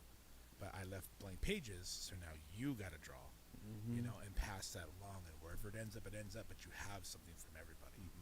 And yeah, like the new generation now of anything, it's like you have to really understand what made people great was the downtime they did and what they blessed people with. How many tattoos do you say you've blessed people with versus like got paid for? Because like that's what really got you where you're at now. What you had just said right now was you freehanded that. And that's the weird thing, is like people look at the idea of like, oh, dude, that full freehands, that dude's dope. And it's like, no, how many nights did you spend drawing and days? And I couldn't even give you a number, bro. Right? Yeah. And then putting that into practice on people, and then getting to the point where that person sees that you're a good artist, They recognize, you said it earlier, they trust you because you can draw. Yeah. But they don't see what it took to be trustworthy. No, like they just see the magic. Yes. They just see the magic, and that's okay, you know, because we carry the knowledge with us in our experience, you know. And like what I try to value now and teach everybody is like, yo, man, they're not just paying for your tattoo; they're paying for your entire creative experience. You know, like when you really think about it, that's what makes that magic. Yeah. Is you being able to put that down, you know. And you, bro, you're an amazing. You gamed me up so fast on arms, the pulling from the pull point and the way that you work, bro. Like I don't think I'm ever gonna forget that, bro. So I really appreciate you sharing that with me, man. No, because it's always like, you know, like I always work, you know, you don't realize you don't realize that there's other ways to do shit sometimes, and like you know, that's what's beautiful about working with other artists. Yeah. Is like nobody's gonna work the same. Everybody's gonna work different, and everybody has their own unique style. Like no matter how many fucking tattooers exist, there's only one of you. Yeah. There's only one of you, and only you two can make the tattoo medicine or tattoos the way that you choose to. Nobody else can make that shit. How bad? Thank you. Like first and foremost, like thank you, man, because it goes the same for you. But like, how bad with imposter syndrome, and how bad do you see it as individuals? Because we speak from a cultural point of view, right? Yeah. But I know there's a lot of people that listen from the East Coast that they feel like they don't have culture. They do. It's just embedded somewhere. Yeah. But like, I think a lot of people trip out when we talk from the West Coast. When Morgan would come out here, fucking Morgan.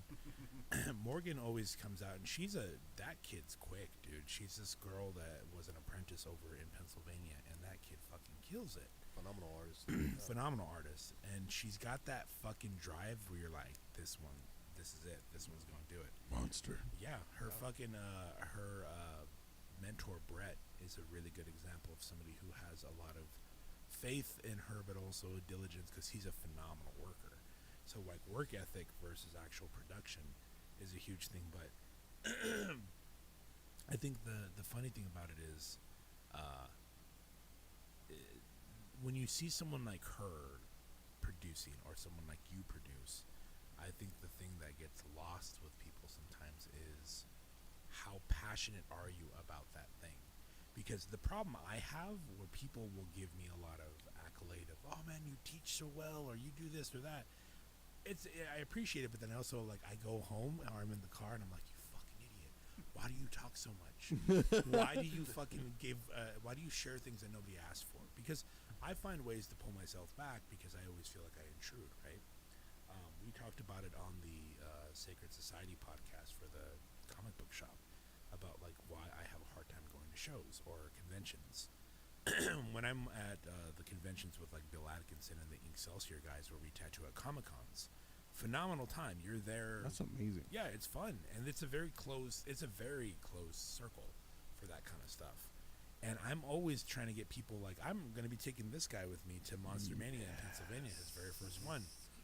And it's a phenomenal thing, because I want to see him go to his first real big con, but I also want him to see what it's like to be around artists that we all have families, we all have wives, or they have husbands or kids, and they're like, for the next week, it's just work. We're here to hang out and talk once in a while, but we're not here to fuck around, dude. Like, this is work. And Bill and myself are probably the two more realistic guys. There's some other ones in there, like Jared and so forth, who are phenomenal fucking tattooers, but like, we usually have the big pieces for the day, right? And we're sitting there, and I'll tattoo, and I'm like, oh, okay, I'm trying to do this, and people are like, oh, that guy's really good, and it's like, please leave me alone. But you have all these phenomenal artists in the middle that I genuinely want to see them busy. So somebody will come up to a walk-up, hey man, do you do this, do you do that? No, but that guy's available. Hey, are you available? Hey, Biff, are you good? That guy over there, Biff, yeah, he'll take care of you, man. And it's a thing of where, like, everybody eats, right? Everybody's trying to grow and do something. And the reason I bring it up is, like, you go to these things now, and people have these notions of, like, I love this shit so much, I will travel the world to share it with people. And how that is such a different world than we grew up in. And now we're at a place place where you have this phenomenal gift, you have a great mindset, and the way you learn. I want an honest opinion from your perspective, not for jerking off, but genuinely, like, when you see people come in here and they want to learn, and we've known a few people that, like, I want to learn. This is everything. I believe this is everything in my life. And then you have this look across the table where you do this. And but it's not because you're making fun of the person. It's because you can feel that that person sees this more as a hobby or an idea. When we were walking in today, he had told me, like, oh, dude, you and Chamuco would get along immediately. And the boys are following us like two kids. Well, we're over here, dude, check this book out, and then check that book out, and then this, and then the machines. And from your perspective, when you're seeing two people talk about art the way we do, how do you see that from your outwards then? You know, it's really cool, man, because I feel like my mentor who's taught me everything I know, to my friend who's gained all this knowledge and who's done everything. Thank you. Sorry about that. No, man, it was a trip, dude. It was really a trip. It was honestly seeing like two just two mighty dudes just fucking just talking about just art left and right, dude. And if anything, just talking about their experience and just comparing. They were just able to compare, and they're just, if anything, just stay on the same page. Yeah. You know, it was really cool, man. You know, you two gentlemen I really look up to. You know, and it was pretty powerful energy, if anything. You know, damn, I feel like there's more I want to say, but I can't find the words to say. The power of weed. The power of weed. I know, right? Yeah.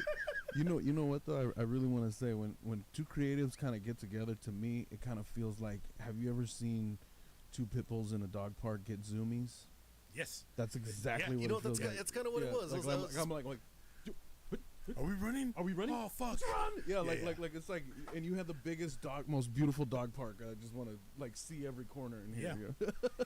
And I feel like that stuff becomes infectious, right? Like it becomes into something, because you're like, Armando's a really good example of somebody who takes a massive amount of pride in your work. You talk so heavily about like your family, you talk a lot about your art, you talk about your friends, and everything that comes out of your mouth is intentional. And that's something that's really hard to find in not only just people, but into craftsmen. And like what I love and respect about it is that when you are told something, you listen. You may not understand it sometimes, or you may completely understand it on the spot, but you listen. Because when you left our shop the first time, you took what you learned from your shop. Actually, I'm sorry, we never actually said what your shop's name is. It's Amor Eterno Arte in Oakland, California. There we go. In Amor, you speak and carry yourself in a way that's very knowledgeable. So when people talk about stuff, you're like, hey, well, let me tell you this. When you came from us and you left for a bit, you took a lot of discipline in your exercises and your reality of when you would show me your script, and I'm all, cool, fix that. You know, and without any pride, you were like, cool, thank you, I appreciate you, man, I appreciate you. And then you went to another shop for a little while, and what was it like going from two places that held you to a standard to one where you had to be that standard for a few people? What was that like for you? It was fun, man. It was really fun, and it was really exciting. I'm not gonna lie. At first, I was a little intimidated because I wasn't sure what to expect at first. Just the environment alone was different, but I knew that it was sink or swim. I had to hold my own no matter what, and I felt ready because I felt like I was already on my way. The way I was already operating, just the discipline, just the discipline already. Starting with the script, beginning with the script. And if anything, because of doing all that script, I learned to fucking love script. I love doing letters, and I fucking love doing names because of that shit. I did so much of it. I did so many fucking free pieces. I can't even count how many free pieces I did just to do them, And I feel like I did that because I have a specific vision of the way I wanted to do my script, and I felt like, if I'm gonna get there, I have to do this first. I have to do this first, and it has to be solid. It has to be clean. It has to be a certain way. The push and the drive, the consistency, if anything, it was very consistent. Tattooing every day, one right after the other. It was fun, man. It was a true fun experience. And it's funny because I remember some of the people that you were helping. It's like there's exercises that you picked up from both of us and other people that influence you, to where that person's like, wait a minute, I never done that. It gets so funny because like once you understand the sauce, people wonder how the fuck it's made. And it's a weird thing being on the other side because it's like, what am I experiencing, dude? Is this what it's like to be the boss? And I think that's where people misconstrue power and knowledge as a being the same, where knowledge should give people the power to learn more and teach more. And it's like, no, dude, what what you are experiencing is love. You fucking love this. You loved it before, but now you understand it in a way where you're like, this is fucking rad. A plus B equals C? Yeah, Jean-Claude Van Dipshit, it's that easy. Oh. You know what I mean? It just started to click, man. Yeah. Things are just starting to line up, dude. I mean, stretching correctly, pulling cleaner lines. I mean, taking your time, fucking moving slowly. I mean, yeah, man. And then just learning to be efficient, being just open-minded and wanting to learn every day. I understood that I was fucking late to the party, and if anything, I'm just trying to fucking sharpen my tools. I don't think you were late. I don't really believe in that. There's no right time or wrong time. There's only your time. Yeah. And the time that you take to turn into who you need to be, bro. Like I know. Don't let the perfection-minded bullshit get to your head, bro. Like that's not real. Well, I also feel it's the conviction, right? Like you say, the imposter syndrome and stuff, where it hits in the sense of, like, because you and I are the same age, and you were the one who was laying on a bed ostentatiously. I like that word. I know. Me too. I don't know what it means. No, but you were laying on the bed, and you were drawing these bricks, and you were laying them out, and you were like, A, B, C, D, E, and getting it done. And in my head, I was like, fuck, dude, I don't know if I could ever do that. And then here we are years later, and you come to me every single day, you and Eric, even Amanda, and you guys are sitting here as piercers and tattooers, and you're like, I just can't figure. You do this a lot, which I love about you because it shows your dedication to yourself, to no one else but your craft, because it's what a true artist, in my opinion, has to have conviction for, but they can have no pride behind it. They can be proud, but no pride. He'll come up and he goes, I just can't figure this out, Jefe. I can't. And like in 2 seconds, I'm all, or you can do it this way. And immediately, like, there it is. And the ironic thing is that, like you said earlier, they don't see the sauce being made, but it's the thing of, how'd you learn that out? Well, for fucking 2 years, all I did was lettering. For another 2 years, all I did was Japanese. For another 2 years, all I did was Chicano. And so, like, you don't see those years, but they're there. You've put in the time and the effort, and to feel like you're late to something is almost a thing of like, fuck, I should have been up on it, but it's like you're doing it now. Like you said, there's no real time frame. People put that in. We put that pressure on ourselves. 100%. Oh, fucking 100%. That's truly what it is, and I only say that is because I feel like I'm as old as I is, and I've been doing this for as long as I have. Yeah. I mean, yeah, man. There's some level of convention that I do take because there's people who have surpassed me, and I have to own up to that. Like, damn, dude, like, what am I doing that I could be better? That I could be, moving a little bit more efficient. You did a name like a year ago, I remember, and this is when you had first come to work for us, and you were like, you had the mindset that like, okay, I want to try it, I want to do it, and I remember because you and Eric did the same thing that everybody does. They'll come to me and they'll sit down and they'll be like, hey man, I just want to see how you're doing. I want to see this and that. I go, you want a job, right? How'd you know? Because we haven't talked in 10 years. Like, you don't ask me about my birthday. You don't ask me about my wife. I don't. And the one thing I appreciate about him and Eric is like, I don't see it as a bad thing. Like, I don't see it as like, you've never been my friend. It's more of like, just get to the point, dude. It's okay to be honest. Like, I'm not going to judge you. And you came in, we tried it out, and we had a talk, and then you did this name, and it was a oof. Big oof. Yeah, and I was like, so you're the lettering guy. Oh, I love lettering. Are you like, define love? Are you guys separated, or do you guys it's complicated. Yeah, exactly. Yeah. Fuck, man. Yeah, how much do you know what love is? My mom loves me. Not that much, apparently. And you know, the funny part about it is that you sat there and like I kept helping you with certain things and said, "Go and do your thing," because I can do so much, only so much. You went off and you kept doing your thing, and I asked you when you. Armando is one of the few people that I truly respect at his core, and I've said this to a lot of people. I've even said it at seminars. Like the true respect I have for this man is because he came up to me one day and he goes, "Hey man, I don't think I'm good enough to work here." And I was like, "Why?"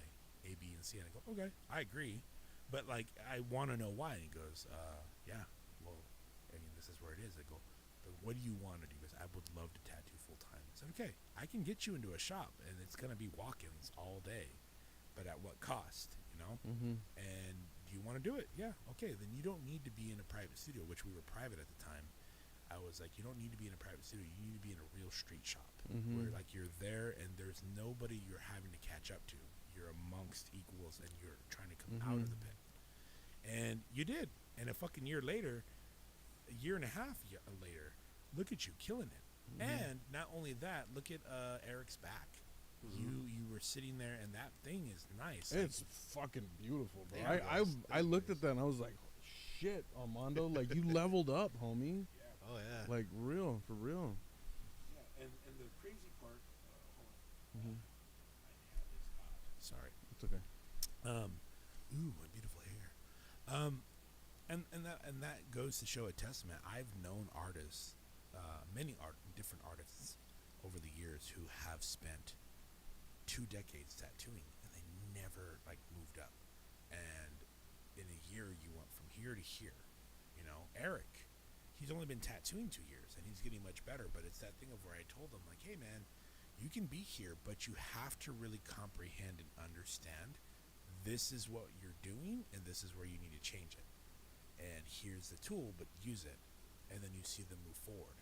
And the funny thing is, like, I see myself as the guy in the lineage of the oar to the sword. I am the guy who lives at the blacksmith. I will never see the great fight. I will never learn the great styles and the silversmithing and the engravings. I will always learn this here, and it will help those to get better there. Part of the good medicine of like what you teach and what you talk about is understanding of like, that's not failure. That's not reaching your potential. But you don't have 1 million followers and you don't have all these things. And it's like, no, dude, like I look at you and myself and you and many other people that I respect, you know, everywhere, where it's like, dude, there's people that want to be famous and they have every opportunity. Oh, I'm traveling the world and everybody knows my name. That's awesome, man. I'd like to be the person who sits in the village and helps those who feel lost find some kind of purpose. Because that's it. That's my medicine. My medicine is finding people that don't know how to draw, quote unquote, and being like, and that. Like, you know, my dad would say, I'm not here to guide you. I'm here to correct you. A boat will hit side to side, but I can just gently give it a nudge and it will find its path to correct itself if it chooses to hold, you know, measure. That's where I feel a lot of us are, man. With your tattooing and with your stuff, where do you hope to be in the next 5 to 10 years? Or art in general? Definitely, aside from tattooing, I do a lot of lino cut and wood cut printmaking. Definitely want to do some really big ancestral wood stuff or wood cut. Tattoo wise, I would love to get like a full torso. I would love to have more of those, you know, like more. I've been on this habit of Armando is actually kind of the beginning of it when I was learning some of the creation myths and parts of characters or elements in these creation myths. I really developed a love for it. So now I would like to get to a point where I could maybe make a creation myth suit on somebody. I would love that. I've done sleeves, you know, I love them very much. Like super dynamic, some of my favorite tattooing that I've ever done. But I really would love to be able to see it on a whole body.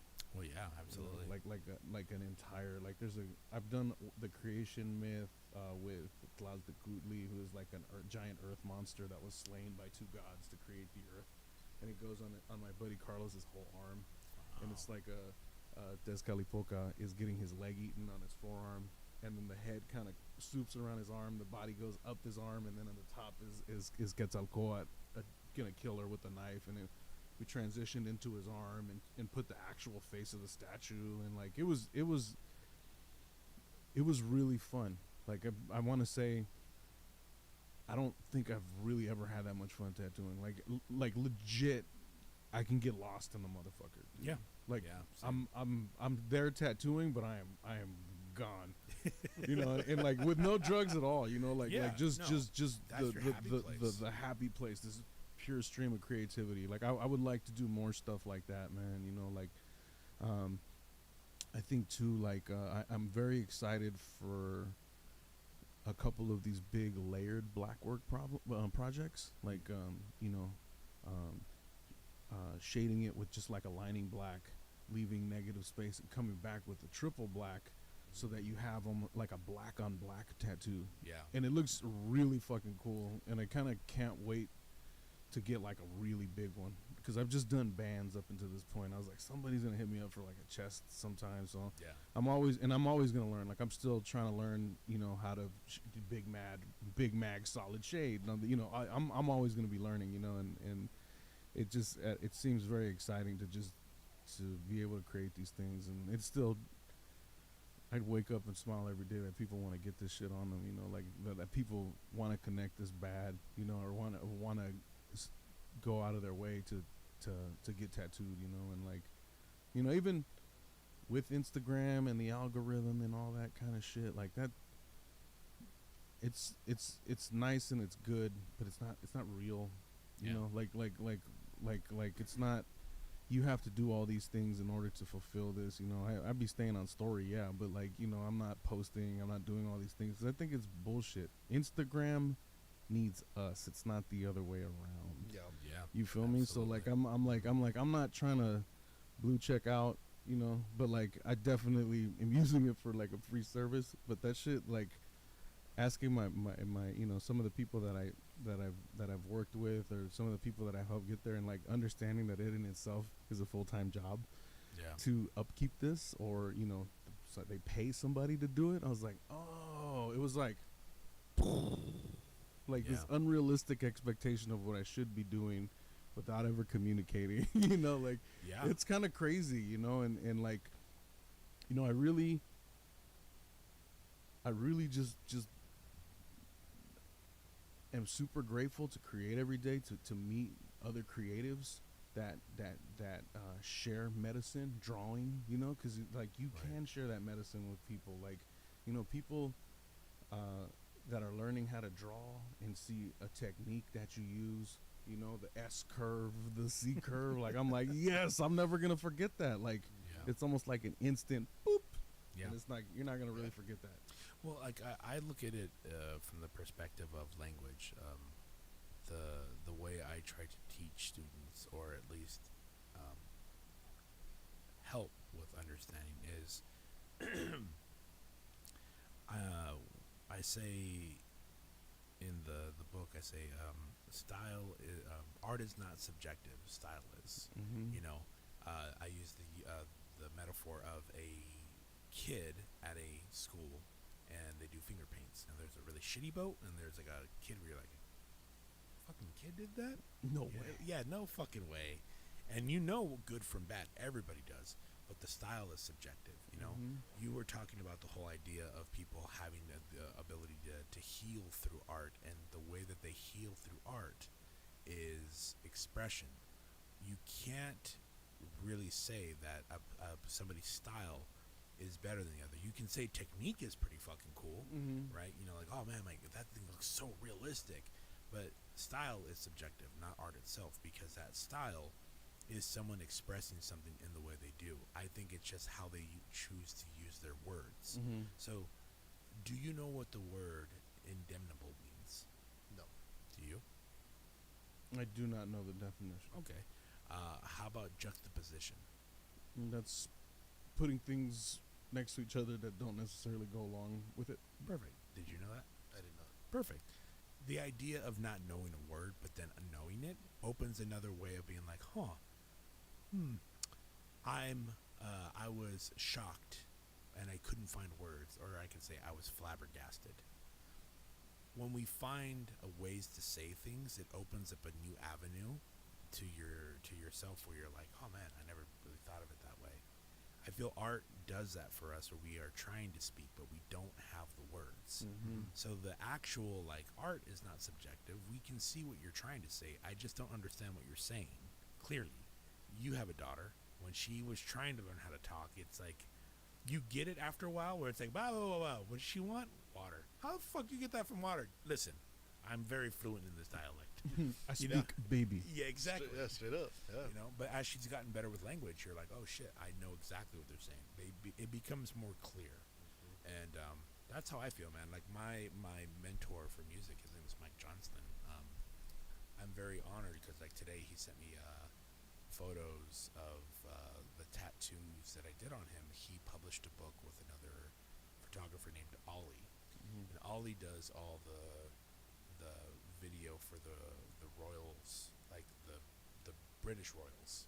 Oh wow. He's got a real big deal over there, and I met him through Mike and everything, and the guy who does all the photography for them, for Zoe Saldana, all these people.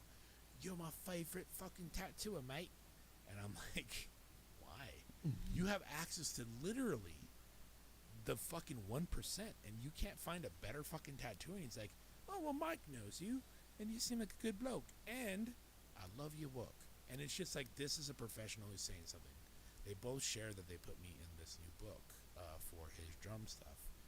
And I had a really good conversation with Mike a while back of like, hey man, how did you know? He used to own a place called the Drum Lab in Sacramento. How did you know when you were done owning the big shop and wanted to focus on your education? Because he has to create content every fucking day. He has to do the stuff, and every photo in this book is his photos. So when he's pouring a cup of matcha for his matcha green tea company, when he's showing his drums or showing like him playing, it's all cameras that he either has timed or he's doing it from like underneath the foot or something. Holy, he's fucking doing it. He's also the first guy to ever do real absolute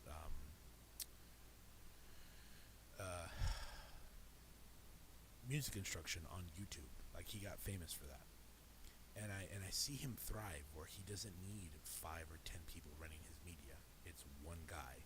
99.9% of all this is what I was trying to do to match the inspiration that Mike had given me, but through art rather than music. And, when he comes down this way, bro, I'm so proud of you. I remember when you were living in your van. But, I ask myself 10 years from now, after all the books, out of all the famous people, out of everything else, what the fuck makes you happy? And I'm like, well, I want to kind of teach people like Mike does. I've been trying to for years and helping them, but do I need a giant shop to do that? Do I need to be in a shop? Do I need to go private? Do I need even tattoos still?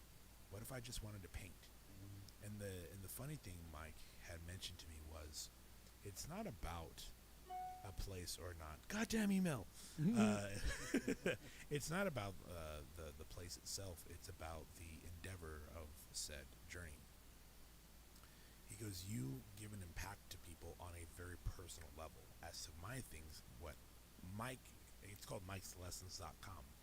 There's no question who the fuck's in charge. Mike's Lessons. And he has a very huge following.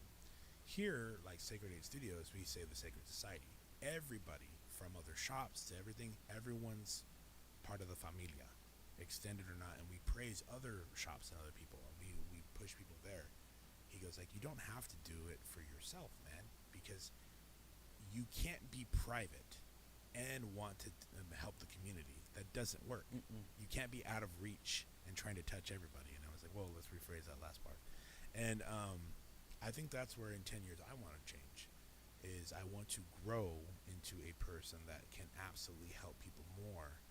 But doing all this, you saw the time it took to set this shit up. Dude, yeah, it was epic. Yeah, and then you still have to tattoo all day, and then draw and study, and then run a comic book shop. And I want to get back to a place where I think that everything runs itself, that I can just help people become better, because I can't wait to see what after 2 years this kid has done. Dude.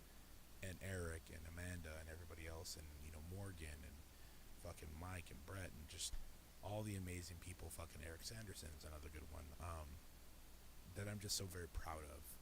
That I can't wait to see what they can do 10 years from now, and then future when I have more time to sit down and be like, hey man, let's draw. Mm-hmm. And then after that, maybe 5-10 years after that, what can I say? Because I feel that's the hard part for us as artists, right? What did you say earlier in the day? You said that you're a illustrator for hire. Mm-hmm. You know? Yeah, like basically, we kind of can turn it into being a personal illustrator. Yeah. That charges hourly rate. And it's kind of close to what my dad did as a graphic artist, just in a completely different form. Yeah. Another kind of canvas. Yeah. And it's a very hard canvas to work on, but it's worth it. It is. One thing that I was like talking, especially with with the freehand stuff and like the large work, bro, is like I think that's more than a tattoo. Like you're creating a human sketchbook. You Identity. Oh, dude, kind of certain institutions in a disrespectful way. Like, fuck the museum. I'm on the people. Yeah. Yeah. I love that. Like, fuck the museum. I'm on the people. Yeah. I'm on the people that make this. We're on people that make our communities work. Yeah. Like, and that connection is very real and very tangible.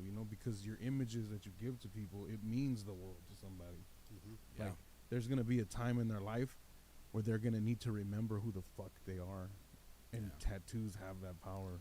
Well, isn't it funny too? Like, who I'm talking about, but like I don't remember them. The reggae band when we were kids, the one that was where Ace was practicing with them. We're gonna go on tour. I'm like, whoa, Rhythm. yeah. But it was an older cat who never wore a shirt. Sick. You know who I'm talking about? They were all the way by Dee's house. You know who I'm talking about. But these guys were way too old to be hanging out with fucking teenagers. Way too fucking problematically old. Problematically old, but not in a creepy way. They were cool, but they just like in retrospect, if I had teenagers, absolutely not. But they were dudes who were always about like, which is why I think I have a big problem with reggae music in general, because the like Nyabingi and Dimje and all that, like the real spiritual stuff that you hear is beautiful. But then you hear a bastardization version of it where it's like, Revolution did that one year at fucking Monterey Cali Roots, and they were like, cultural appropriation is wrong. You should never do this. Anyways, this is called One Job Left. Ding, ding, ding, ding, ding, ding, ding, ding. Oh. And you're like, what the fuck are you talking about, dude? Holy For the love of fucking shit. God. And the crazy part is a lot of people looked at those dudes as weird, because they were genuinely dudes that were like always high, talking about life and Mother Earth and that. And I think people misappropriate the idea of people who are connected with some form of identity they never had with being a burnout. Because we see in media a lot of people being like, yeah, man, like Mother Earth, man, fucking mushrooms, man. And it's not that. Like, tattoos create this identity where it's, like you said, the gods don't see those without tattoos. And, yeah, man, I truly believe in that, because to a lot of people who are trying to find something that means something to them, I am not a Mexican. I am not an Asian. I am not anything. I am an American. But I don't feel American because I don't get treated like Americans, even before the tattoos. Mm-hmm. So who am I? Yeah. I am me. Yeah. And that identity that comes from what makes us who we are is an identity that through piss and vinegar and, fire and brimstone, those who tend to judge and then those who tend to maim, they don't break me. They don't break you. They don't break you. And it's a nice thing because like I said, there is something in that identity that you bestow upon people as a shaman does. And that's the spiritualness that some people are like, it's just a tattoo, bro. It's not that serious. Well, that's fine. But that's cool. why that's cool, and I respect that. The younger part of me is like, yeah, well, that's why your work looks like shit. You know? but you know, the other part of it too is like, you know what, dude? The world needs you too, because for every jester there shall be a fool. That is a very famous line where it's like, what is the difference between a jester and a fool? One's a professional, but which to which, you know? Yeah. Where do you see yourself in 5 to 10 years, brother? Hopefully, well, not hopefully, tattooing full time, and if anything, traveling. Yeah. I see my skill and my style more defined and more sharpened, and yeah, I could only hope to be recognized for it by the next 5 or 10 years. Yeah. You're gonna be the first guy ever in lingerie on Lowrider magazine.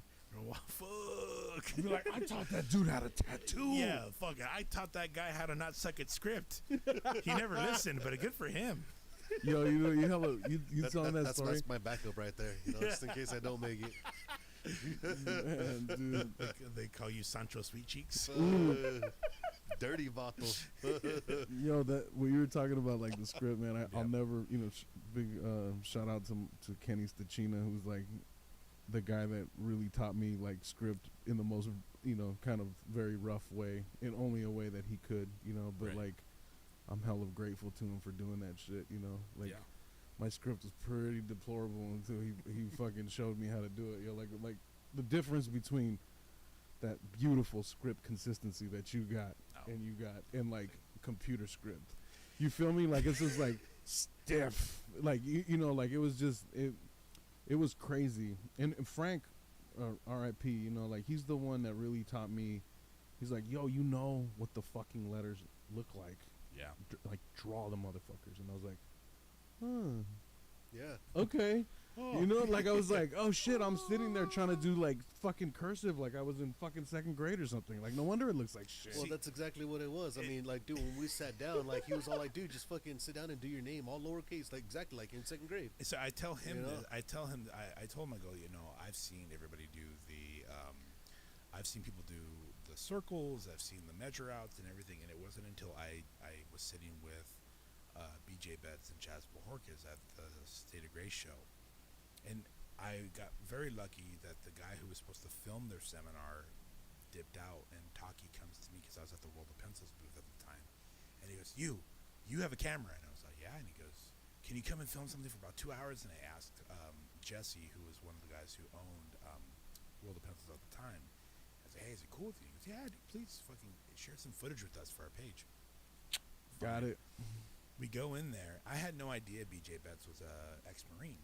So he, like the way he operates and the way he speaks, he's very respectful, but he's also very like neat and diligent with what he does. And him and Chaz are going back and forth. Chaz is character, dude. Awesome, very respectful, but he listens the way you wish a grandfather would. He talks to you the way a grandfather you wish he would. And so we were talking, and BJ was like, I don't know, man, da-da-da-da-da. And I see people with, you know, these pencils, that pencils. He had a fucking really simple pencil, not sharpened, not nothing. He had a brush marker, and he had like a nib. And he just goes, fap, fap, fap, tattoo.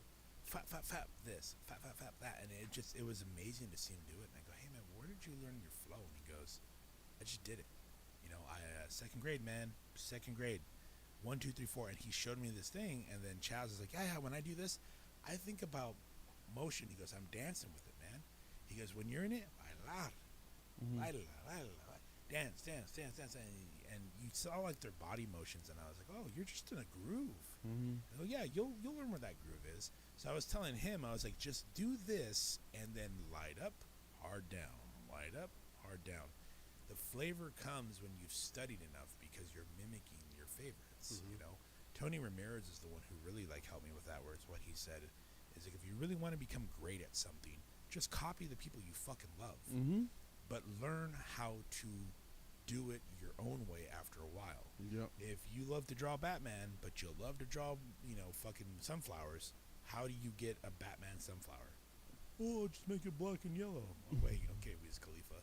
You know what I mean? Like, you have to find ways to speak your own way. I can't get anywhere if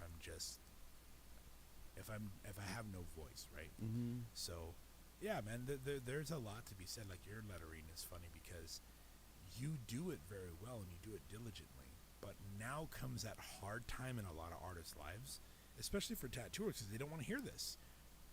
You got to find people who are respectful enough now that you have a good skill and the skill is getting better, and you're around multiple people who can help correct that skill, not guide it. To be like, all right, now how badly do you love it when you have to tattoo it for free, or when you have to like donate a piece for your portfolio? You know, you said it best earlier. It's how you learned, which is one good tattoo brings 30 more. In your lifetime, yeah. Yeah. Old school tattoo math, it'll take care of you, and I from wholeheartedly. from before the days of Instagram, Yeah. like it's just, I mean, it really, really is. I think we've all said it multiple times here. It's the intention that you put into it. Like the focus that you put on script to make it work with you. I wholeheartedly believe that. Yeah. Like it's all like that's really, putting intention into your tattoos to me is that's really how you make it your own medicine. You're putting your unique experience. You're putting, you're working with somebody, they're gonna have to sit for it. You're gonna have to put it on them. Like it's a fucking blood ritual, man. It's It never is. changed from being that ever. Yeah. Even with the change of like not stick and poke, it's still a blood ritual. Like it's Yeah. kind of cool. It's funny. I reflect on it now. I wholeheartedly believe what you were saying, and it's funny because I think about this all the time, more than I probably should. But it's something that you told me years ago when I remember one of the things you told me is like, it doesn't matter if you have do fancy scripts, as long as it's clean, Yeah. and legible, you'll never starve. Consistent, yeah. You'll never go hungry. Yeah. And I took that and I ran with it, and I never forget that. I've always fucking lived by that, and now that I do it now it's just sharpening it, defining it. Yeah, I told him too. I was like, Morris had taught me that a long time ago, and he had said, check this shit out, because two girls had come to get tattooed by him, and or they were walking. I'm sorry, and they were gonna get tattooed by him, and he goes, "What's the name?" "Oh, it's Ashley." "Cool." And he just goes, "What?" Boom, simple, clean, done. And the girl goes, "Yeah, that's perfect." And he goes, "Hey, you see what I did back there?" "Yeah," because I'm helping him set up. And he goes, "If you can do it in front of anybody, they will immediately have your trust." That's fucking 100. Yeah, 100%. Yeah, he goes, they have your trust. Now you have to trust in your skill to get it done properly on skin. Mm-hmm. So, first half is showing the work you can do on paper. The other half is how you execute it on skin. Mm-hmm. And if you can balance those two, you will be just fine. Names are the way. Dude, Yeah, like they have kept me from starving. same. Literally, like, and the crazy thing is, if you got decent script and you're from California, everywhere else you go, everybody's gonna want fucking lettering from you, dude. So we have a story about that. I went on a small little bender a little ways back, so far back, and there was a gentleman that had absolutely was like, "I'm the script king, I'm the script master, blah blah blah blah blah blah," and I was like, "Fucking hey, man. So is there a line to suck your dick, or just roll up?" And, like this guy was a fucking god, right? And most of the script in this place is just printed. And I've been there before. Like, yeah, like certain scripts I don't like doing are like Times New Roman, anything with like very like sharp stuff. At that point, I'll just fucking print it. But like I can draw it. Mm-hmm. But anything else I can just freehand, no worries. So this guy is like all about it, and this person wants names, and this client wants names. So they say, yeah, go ahead. Nah, you do it. You do it. You got it. Don't worry about it. And I was like, no, go ahead, man. And they had been talking so much shit that I, in front of client and said person, and God themselves, go, you know what? Fine. And I grab, because I always travel with a very specific set of brushes and pencils. So I take the brush out to get the fatter tips, and I fucking go, bam, bam, boom, back to back to back. First pass with the black wing, with the brush, then the black wing. Second pass, and the guy goes, that's beautiful. I go, yeah, man, you can add it this way.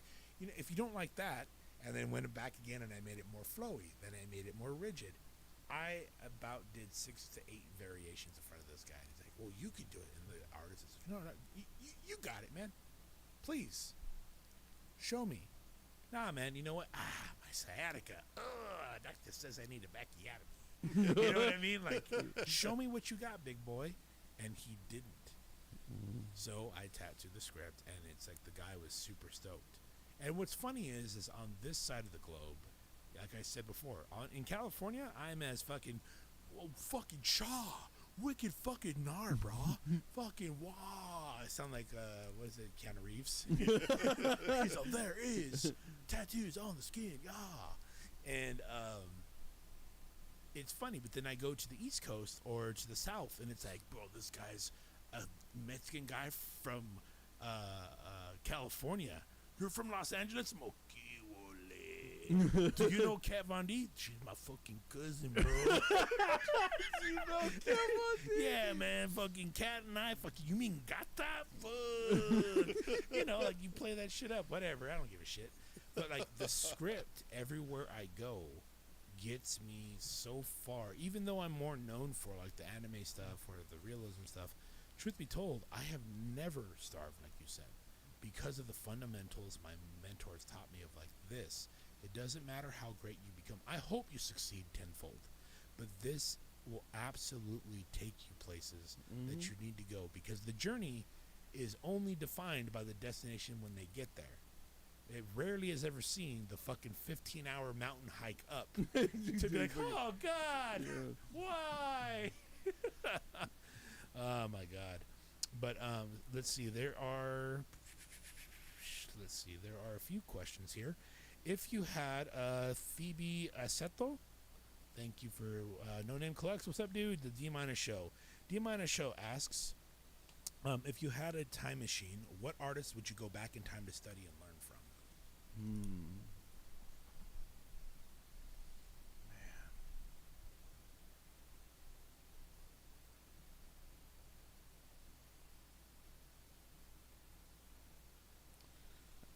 I wrote just visually, like some of the first tattoos that I really digested and fell in love with were some of the big, like, early Japanese dragon work. So I would love to see any of the Horioshis in their prime.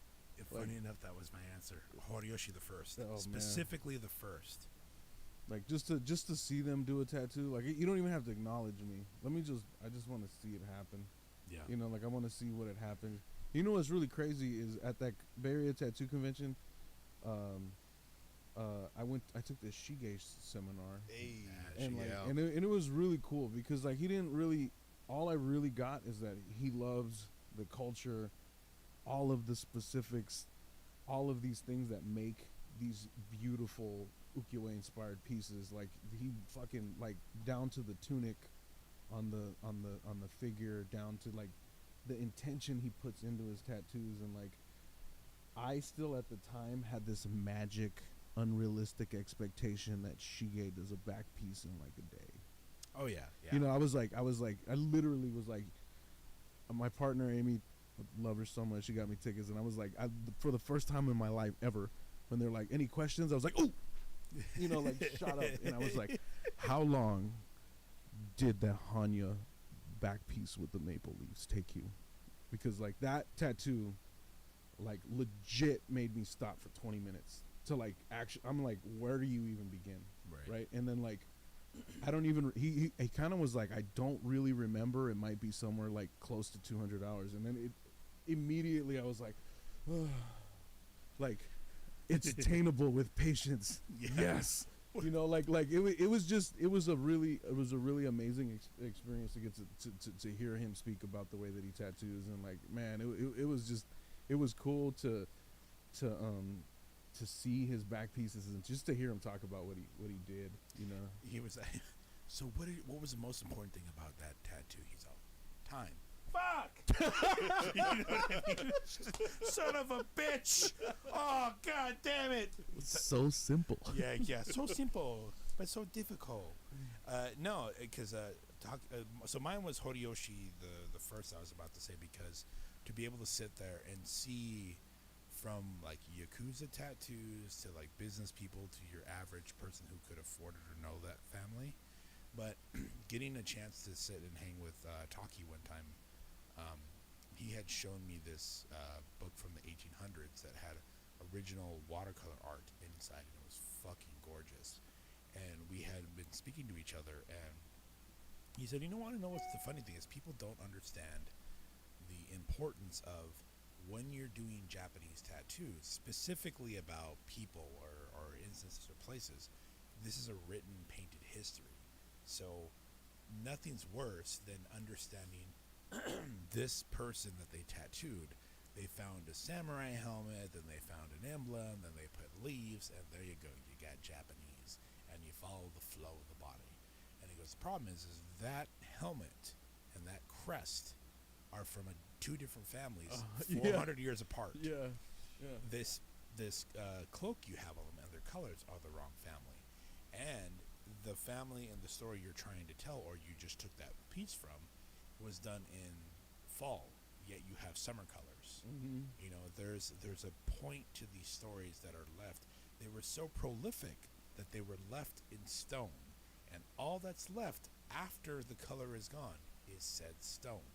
The story, no matter how vivid or dull it is, still has its point. Yeah. Don't lose that point." And I was like, so me trying to be like, "What do you think of this piece I did?" And I was like immediately putting it behind my fucking pocket. I'm all, he's like, "You were going to tell me something?" That's beautiful. Straight up. But I mean, like, to be there when you're seeing people that is their entire life. That is who they are at a core, where there is no anything other than that. Your family name is your trade, you know? So, like, if you are barman, oh, cool. If you are firefighter, cool. If it's like shit cleaner John, you're like, oh, God damn it. But that would be mine. What about you, Biff?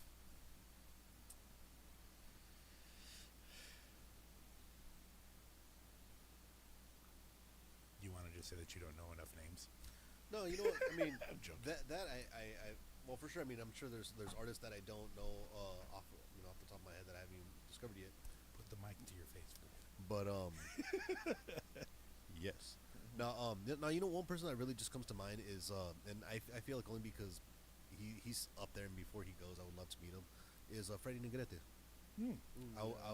He's a nice guy. Excellent choice. Yeah. You know, I mean, he's one of the godfathers of black and gray, and the fact that he could tattoo on somebody without using a stencil, just going in just into the flesh, just needle the skin like that. I mean, that's a true talent in itself. Yeah. You know, and I appreciate that.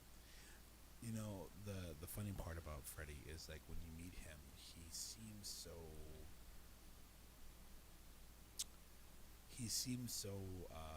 like impatient about things. But you're seeing a guy who's been doing it for a long time, and he really cares about something, and it just happened to land in the right places with the right people. And after Boo Boo and a lot of, like, his family, his kids, you know, being passing and stuff, there's a lot of pain there that still has to persevere because the universe moves on. And he's proud of who have been in his life, but you can tell that the dude does not stop moving, which is such a great thing, but at what cost, right? Yeah. You know, most of the stories that are left for us to, like, reminisce on after all these years are never usually ones of triumph. They're usually the tragedy ones that we pay attention to more, you know? But yeah, dude, that's a great choice. And that man's seen a lot of sorrow, man. He's been through a lot, and the fact that he's still moving and tattooing, like, yeah, man. If man, it's awesome to hear that he's even still alive. I mean, if I could collect a piece from him, that would be awesome. I'd be going for the books right there. Would you get a smile now, cry later? I probably would. Yeah. Yeah. Phoebe Seto says, What up, feed? she said, "Incredibly grateful for all the lessons I have learned from Chamuco in my few short visits to Amor Eterno. Love and respect from Ithaca, New York." Miss you, homie. You're killing it out there. Jose Q just wanted to let you know that you are the GOAT. Thank you, Jose. And there was one other question, which was from Jesse L. Jesse asks, if you were to do anything else besides tattooing with the passion you currently have, what would that thing be? I mean, it most likely would be art. but like or probably printmaking. But I want to say, like, I could totally see myself doing like demo because it was kind of fun, you know. Yeah. Like I enjoyed doing demo work for a little bit, you know. Like it's kind of cool. It's like you can kind of beat the shit out of the day and stuff and dismantle things, and I always kind of thought it was kind of fun, you know. That sounds fun. Yeah.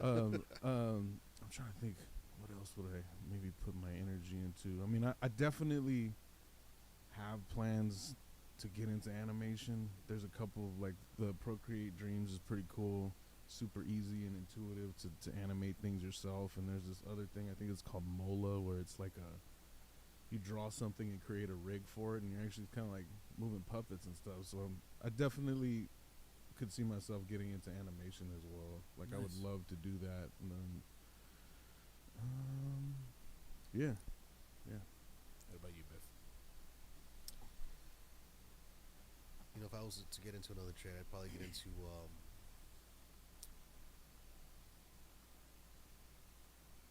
I don't know. I see myself either continuing music or trying something new like welding.